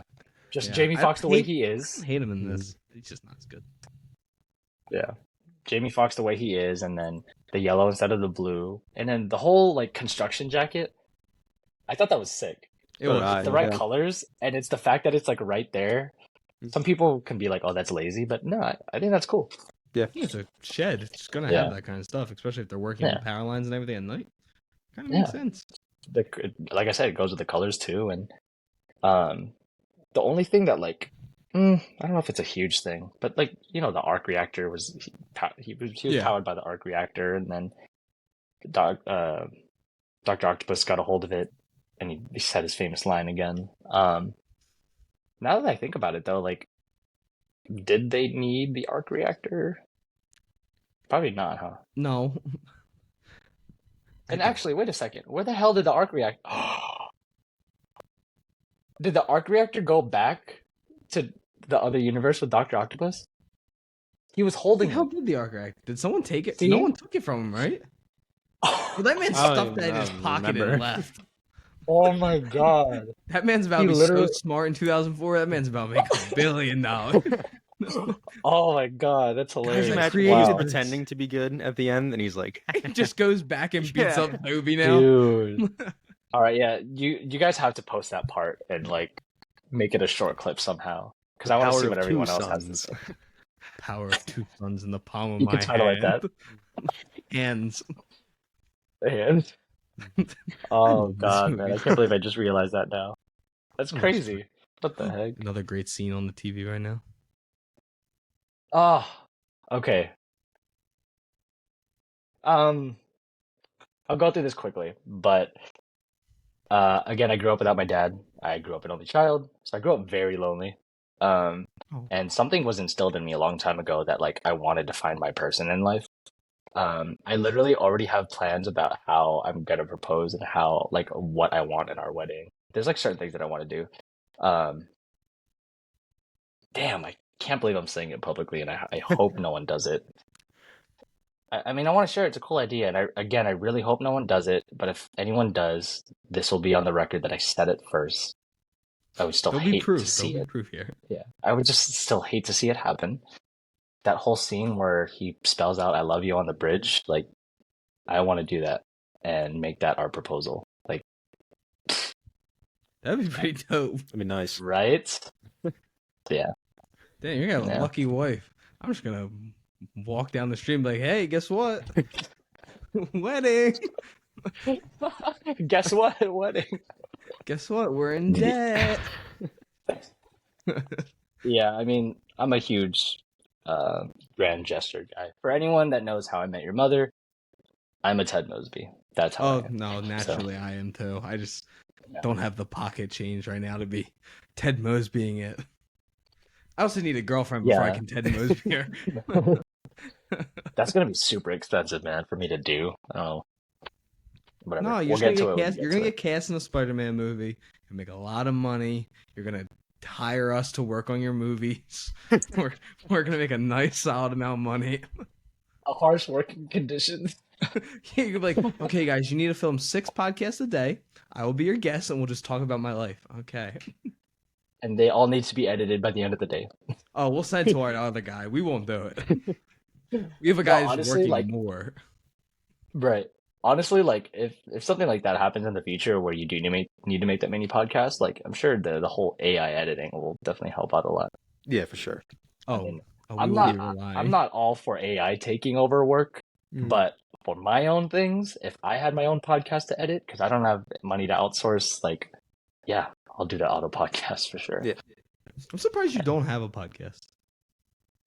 I literally have, well, it's because I really wanted the in-person to have a podcast. Like, I really love that aspect, and I really I want to decorate my set. And yeah, I mean, if I do it like this, I've been on another one, Foggy Pancakes. Shout out to them. I don't know. I never thought about it, and I don't have money to outsource. I struggle with my own editing. There's a lot of content that I have to post this month, and I'm just like, I have so much going on. I also have ADHD. For anyone watching, you know how it is getting shit done. So, I'm following you. oh, man. okay. That's another thing about our movie. It's not just gonna be about wanting to take your own life with being depressed. We're gonna talk about, again, the characters that have their own issues. They'll all be unique mental health illnesses that people have, and I guess I could say this publicly that we were considering Spider-Man having ADHD also, but I don't want to pack everything into it, so we probably won't do that. I don't think it'll help the story either. I think Yeah. Andrew Garfield's has ADHD. He might. Possibly. He is so jittery. You could tell, yeah, the jitteriness, the hyperfixation when he's creating, and the whole web scene where he's fixing the web shooter. He has that hyper focus. When he's talking as Spider-Man, yeah, I see He it. might have. This isn't A lot of people say that Tom's probably has ADHD, but I don't know. Maybe they just make him childish, in my opinion. Yeah, I don't see it. I think it's just the childishness there, you know. Yeah, because I feel like with Andrews, this is probably the last point about Andrew specific I'm going to make is that this is just my opinion. No one get mad at me. Not trying to aggravate any fans out there. The reason why Andrew is my Spider-Man is one, because I grew up on him, and the way he's able to show his emotions with just the plain eyes and the way he moves, his hand motions, the way he moves his head when he's just annoyed and trying to. It's coming up on the screen behind Jeremy. Is when he's telling Gwen she can't be there, and he's like moving his arms. He's like, "You can't be here," and he gets every emotion across. While Tom, Love that. I don't think Tom's not a bad actor. He does have the eyes that move, which do help him with some of the performance stuff. Not saying what he does a lot of his stunts and stuff, so he is great. Yeah. But Andrew has to show off those emotions so much. He does that so well. Yeah. And that's kind of back to my point earlier. That's kind of where Tobey was lacking. Like literally, I'm just imagining the scene right now in Spider-Man 3 where he jumps into the car and he's like, calm down, tough guy. Like he's literally standing still. Like I can't tell if he's actually talking or if it was just a voiceover, you know? He always does this. He like stands and just lands. Yeah. Could also be the suit's think- probably older. Yeah, definitely. Harder to Just move in. every part of your body hurts. I love Right, that line. yeah. He just, I love he's like, that, yeah. just your And organs. when he your talks to bones. himself too. I love this part when he Like- plays Itsy Bitsy Spider. I know not everyone. I like He's it. like, I hate this song. I hate this song and just gets smoked. I I thought love that this was so cheesy, but I thought that was funny. And Yeah, then it's I like a didn't think Spider-Man about it cheesy. being I didn't think about it being a whole dubstep thing until people mentioned it. Boom. Hans Zimmer, But yeah, Hans him- Zimmer went for it with his score. Oh He's yeah. Oh, like, you want hell to do yeah. the craziest thing I've ever done. Dude, like, if anything, I hope everyone agrees that the fucking score for this movie is amazing. No pun intended. I'm not gonna lie, I might play it at the end of our video for this. It might play at Oh, the end. yeah, that'd be good. Like a If good I- outro, Colin yeah. put it in for us. Right here. It's Yeah, literally there it is. What are you doing? He's frustrated. He's literally using his legs to kind of kick the air, You can't be here. shaking Right his head. Yeah. Honestly, it kind of with the Amazing Spider-Man 1, it kind of weirded me out at first. And my dad is still weirded out by it because he's not really a movie guy, let alone a Spider-Man movie guy. But yeah, when it first came out, I was like, he needs to chill a little bit.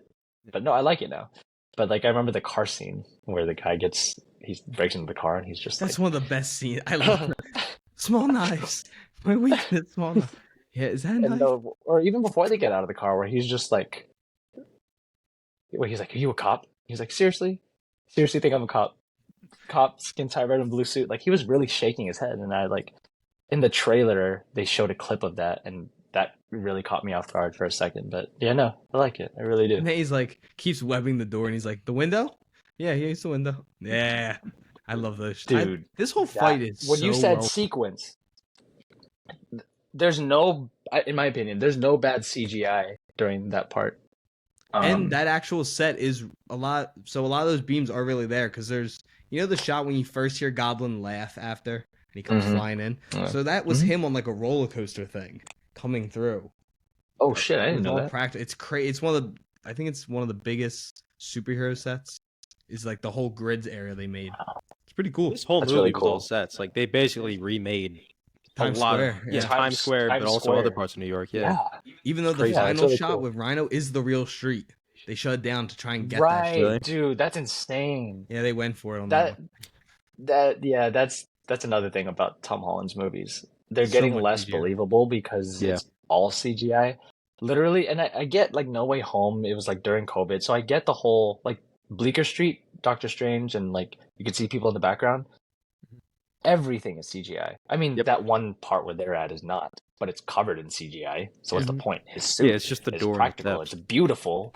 Yeah, and his suit is also beautiful, also covered in CGI. The people walking in the background were CGI. Again, that they were out of focus, so it doesn't matter. But like, it's consistent with Tom's movies. In Far From Home, the fight on the bridge, none of it. It was so fast paced, and none of it felt real because it's just all CGI. And then the moment where he swings because he has a plan, and then he like webs all the drones, and he's kind of like flipping in slow motion. He looks like a Blender figure just rotating in midair. When Andrew does it, he literally like twists his body and like his legs twist into And slow you'll motion. see the like, suit move with him Yeah. the way that your and actual wrinkle, body and like yeah. clothing would move. Dude, I'm sure Marvel has heard us talk about how the CGI looks way too fake on his suit. Like Yeah. in Homecoming, it was a little worse. It looks like his skin. I think it was Far From Home, where he's swinging in his phone. In the trailer, the teaser, he was wearing the Homecoming suit, but in the final cut, it was when he's texting MJ. But when you look at the original version with the Homecoming suit, because of how bad the CGI is, like his wrist is like half his size. Like it's so skinny, and the suit's like there's no thickness at all. It looks like his skin. But yeah, again, the CGI, that could be a whole conversation. That could be a whole other podcast. Yeah. But yeah, Andrew's the suit rippling, when he's falling in the air, when he's twisting, like it all looks believable to me. The parts where I think it's full CGI, it looks real to me. Sam Raimi did good with Toby's, where he would cut back and forth to look like, it blended in. Especially the scene where he's falling, losing his powers, hits the side, falls on the ground. When he gets back up, then it turns to practical. Like, it looks, yeah, he did good with that. Tasm did good with this. Now it's just time for Tom to, Yeah. well, not Yeah. Tom's Like- fault, Marvel. yeah, but Tom, yeah, whoever's doing the CGI, Yeah, because it's not whoever's for rushing Tom them to do Holland, CGI. how they filmed them. yeah, Yeah. right. And they Right have now. the Just- perfect spot to do it, where they can say like, "Oh, the Stark made suits were so skin tight, but now he just made his own suit." So you have the ability You're to say, right. "This is looser. Just go for it." It's so easy right now, but And well, they that do suit it. could end Yeah, up see that? being probably the best suit. That Yeah. suit's done I right. will It looked say- amazing. Just that last scene. I will say, and I will probably get a bunch of fire for this from in the comments. I'll say the first part first. I didn't like the last swing. Didn't like it at all in No Way Home. It's all Through CGI the that didn't snow. bother me. Yeah, I mean, it's all CGI, which again I expected, but that model does not look like Tom at all. It looks like a video game Yeah. to me. Like it's because I've also studied him, trying to stand like him. Like, I know his shoulders, I know his posture. I know Andrew's posture because I had to stand differently in the suit when I got it, and that's why it looks weird to me in No Way Home, how he's all like this with his He's all shoulders bunched rather up. than dude, like Andrew stands with his shoulders down. Like, he has a long neck, and he like tilts his head up a lot too. That's how Andrew stands. Tom like shrugs up. But yeah, the model didn't look like him at all. The swinging was, I don't know if you specifically noticed, but if you look back to when he jumps off and the camera swings with him, every time he changes direction, the camera changes direction, which annoys the hell out of me. I don't feel like I'm swinging with him. The camera's up in the air with him, but I don't feel like I'm swinging with him, and it like I don't get dizzy. But if I could, it would be with that. Yeah, it's literally the opposite direction. And there's this deleted scene. You guys might have seen it, where in Spider-Man 3, he swings in the daytime with his black suit. Have you guys seen that deleted scene? There's a lot of people who were like, what are these physics, where he like, takes the web like this and like spins and like kind of lets it stretch. The camera did a similar thing, where the camera rotates around him when he's doing something. And no one said anything about the last swing, and the last part of it. For everyone watching, I'm sorry, but I really hate the new suit. I'm not gonna hate on Maybe it yet because until I see a real version of it. Yeah. right, yeah, okay. That's what I was gonna say. I hate it as of now because it's all CGI, and maybe they'll do another Civil War Homecoming thing where it'll look a lot better in Spider-Man 4. But I also hope that the reason why it's so shiny is because it was meant to be made in this, like, for the snow. So I wouldn't mind if they do change it in another one, which they're kind of doing too much, but whatever. Other than it being CGI, I still really hate the suit. Like, I don't like that the blue is so shiny. I don't like the shade of blue. I don't like the logo. It looks like one of the worst concepts for Spider-Man PS4. Like, it looks like, you thought the Homecoming and Far From Home one looked too techie with the hexagon shape. This one is less techie, but more of that. It's like the same person designed it. Yeah. And it was probably designed by the same person. And yeah, there's nothing about that new logo that will ever make me draw it, That's how you know the logo is good. In school, I would draw Toby's logo. I would draw Andrew's logo. People get tattoos of Tom, Toby's, and Andrew's logo, but I don't know if anyone will ever get a tattoo of the new logo. Yeah. And yeah.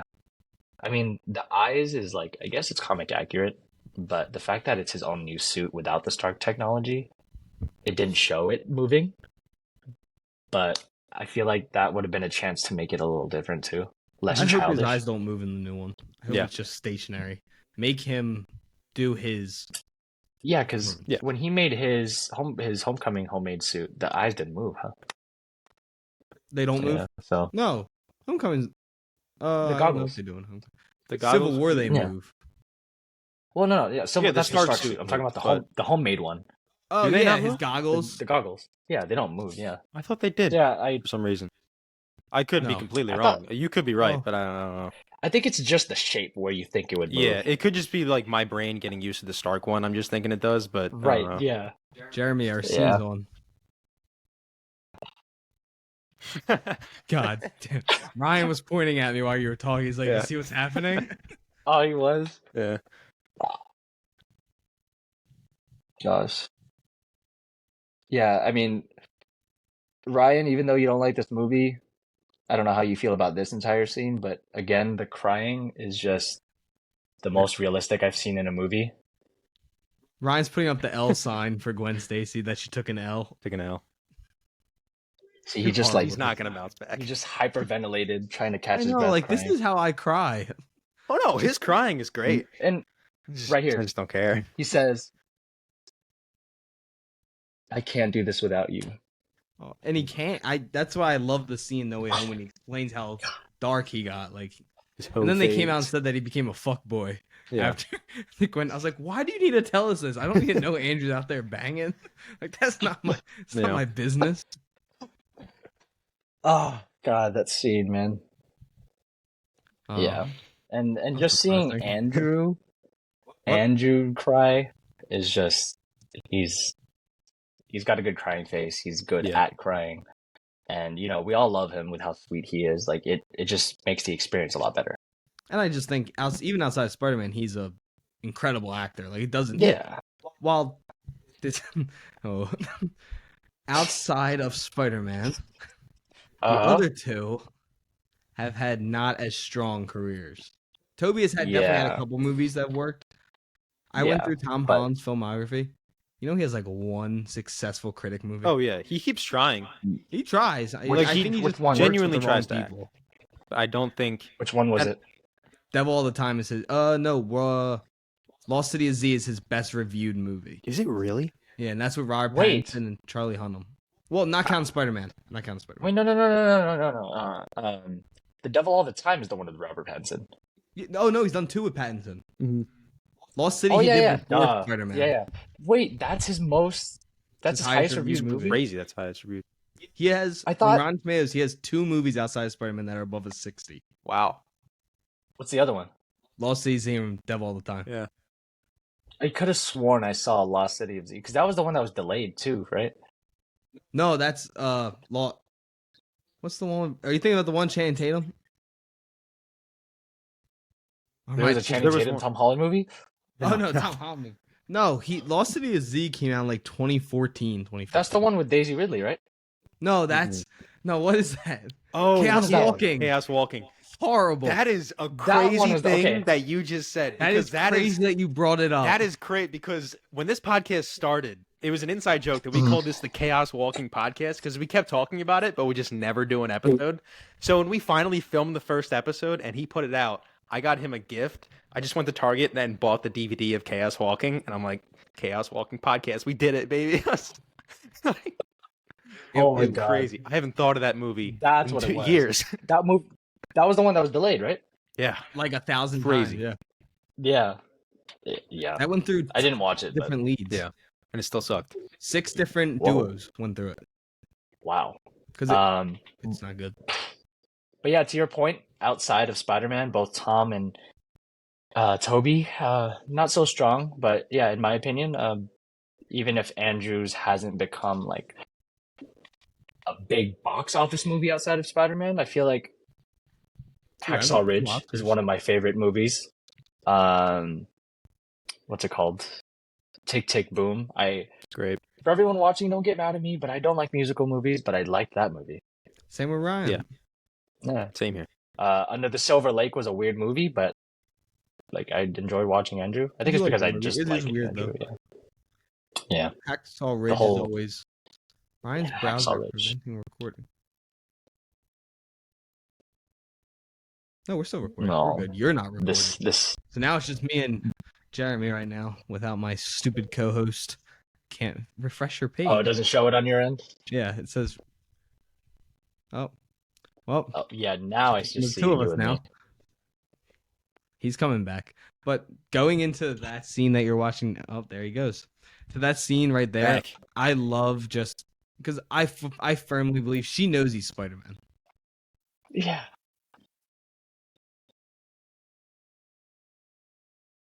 Oh, yeah. The scene in the room, are you talking about when she says, wait, how does she hint at it in the room? I forgot.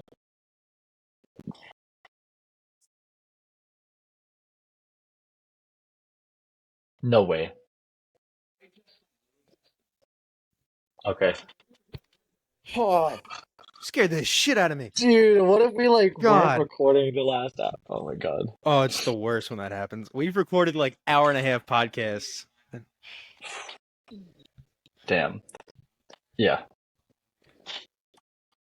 We're good. Okay. The last thing what I was saying was what line did she say when she hinted at knowing? In the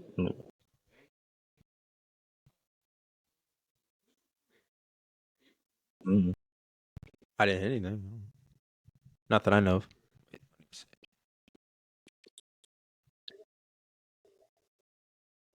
Oh. Yeah. The fact that she wrote it herself. You know what else I love about this Spider-Man? He fucking loves his girlfriend. She's all over his wall. Yeah. Their memories and their pictures. She's even on the closet door when you open it. I mean, that's what I do too, honestly.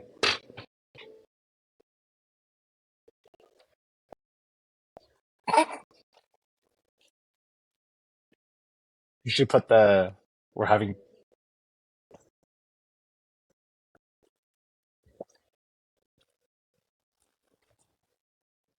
Wow, it's just me now. What happened? Yeah, we're So good. just wait here. That was Oh, weird. there we go. Is that good? Yep. All right, cool. Okay, there we Okay. go. Oh, you guys switched Back. sides. Yeah, you're in the middle now. That's weird. Yeah, No. this is weird. We all switched spots now on my screen. She's literally in the closet. The pictures of. Oh wait, it's about to show up. Outside the cafe. The shot. Come on. I think after this. Right there. I don't know if you guys can see from there, but that's her in the That's her? jean, the denim shirt with the ponytail. Oh, with the denim shirt. Wow. Yeah. Because on the behind the scenes, you see her in that denim shirt with her hair coming over her shoulder. Yeah. Yep, that's right. Why just not have her face the screen? God damn it! I know, why not? Mother. Right? If you're gonna cut it, just at least whatever. But yeah. Well, for the sake of both this recording not losing what we have done so Yeah. far, does anyone have any final thoughts to shout out to everyone about the TASM movies and Spider-Man total? The Tarzan movies, I will say one of the notes is that I saw Kevin Feige had notes. I don't know if that's real, but if it is, the notes that I saw were really good. He basically fixed the Amazing Spider-Man 2. For anyone that doesn't know what I'm talking about, I'm sure if you look it up on TikTok, Yeah. TikTok is a good search engine, you'll be able to find it. Other than that, but yeah, I love Amazing Spider-Man 2. Hell yeah! Hate me for it, and I don't care. Can't say the same, but I'll never knock anybody's love for these movies, besides yours, Yeah. of course, because it's Okay, funny. I was but gonna say, I was like, I get hate every day. no, if anybody truly loves these movies, I'm never gonna yell at you and call you a moron or stupid or anything. Besides Tommy, that's it. Okay, we're so But attacking me. yeah, no, I think they're both very, very flawed movies with some very, very great bright spots. So Yeah, there you go. That's good. Before we get to you, I feel like when our very last line, we should be like, "I'm Ryan, I'm Tommy, I'm Jeremy, and I love the Amazing Spider-Man." And he cuts in and he's like, "And I hate the Amazing Spider-Man." See you in the next video, the next podcast. No, we're First off, before we do anything, we will definitely be having you on again if you're down for that. Because I have had, Yeah. I mean, we've done one other episode that's been over 2 hours, and we did have a lot of fun. This Yeah. was a lot easier 2 hours. Like it was less like having to work. It Yeah. was more just having like a really nice conversation. Well, because that one was Yeah. reviewing the entire MCU. Yeah, that wasn't fun. We watched every MCU Oh, movie in like a God. week. Yeah, Oh that my was- that god, rough it was doing torture. that.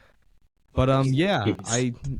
my last thoughts on the main Spider-Man are that these two movies are iconic, and in my opinion, they are the best portrayal that we've ever had of the iconic web slinger. Andrew Garfield is amazing in these roles. This role, Emma Stone, you're iconic and beautiful, and one of my favorite actresses in the world. And Sally Fields, you're one sexy woman. I love you to death. And yeah, before we. Did you write all that down? No, I thought about that. Oh, it looked like you were reading the screen. I'm like, there's no way he wrote this. Hey, bro. Hey, Looking at the screen. That's God, hilarious. go at home. Telling the people that like that could sitting be down one of the watching clips, us. honestly. I know. It would have been so funny if you had wrote Sally Fields, you sexy motherfucker. Like, I didn't say sexy motherfucker. But really, that Said could be one sexy. of the clips. She is. And no, I love honestly, her, I- Charlie. want you to Tommy, know. I'll agree with you. Like, she's a good-looking woman. She Like, is. you And can she's go just back like and the look at her best like mom. younger. Yeah. Yeah. So, I love those movies. And Jeremy, do you want to tell everyone, even though 2.6 million of them know where you're located, where would everyone else that doesn't follow you yet find you? Again, my name is Jeremy. I'm mostly known as the International Spider-Man, which, if you search it up, it will pop up. But for whatever reason, you can't find it. I actually had to change my name to Deroma Official, which is my last name, Deroma Official. International Spider-Man is still my display name as far as today. That's why it pops up. But yeah, International Spider-Man or Deroma Official. And I'm excited to be on the podcast again because, I don't know, maybe this is where I'll announce the title of our movie. Yo, we're getting. uh-oh. If everyone's listening, we hit a million. Actually, we're not gonna hit that. If we hit 10,000 followers, we'll have Jeremy on again to announce the title on Instagram. I don't care about all the other apps. Yeah, I don't know. We'll see. But yeah, we're see. definitely gonna have him on anyway, just for the numbers.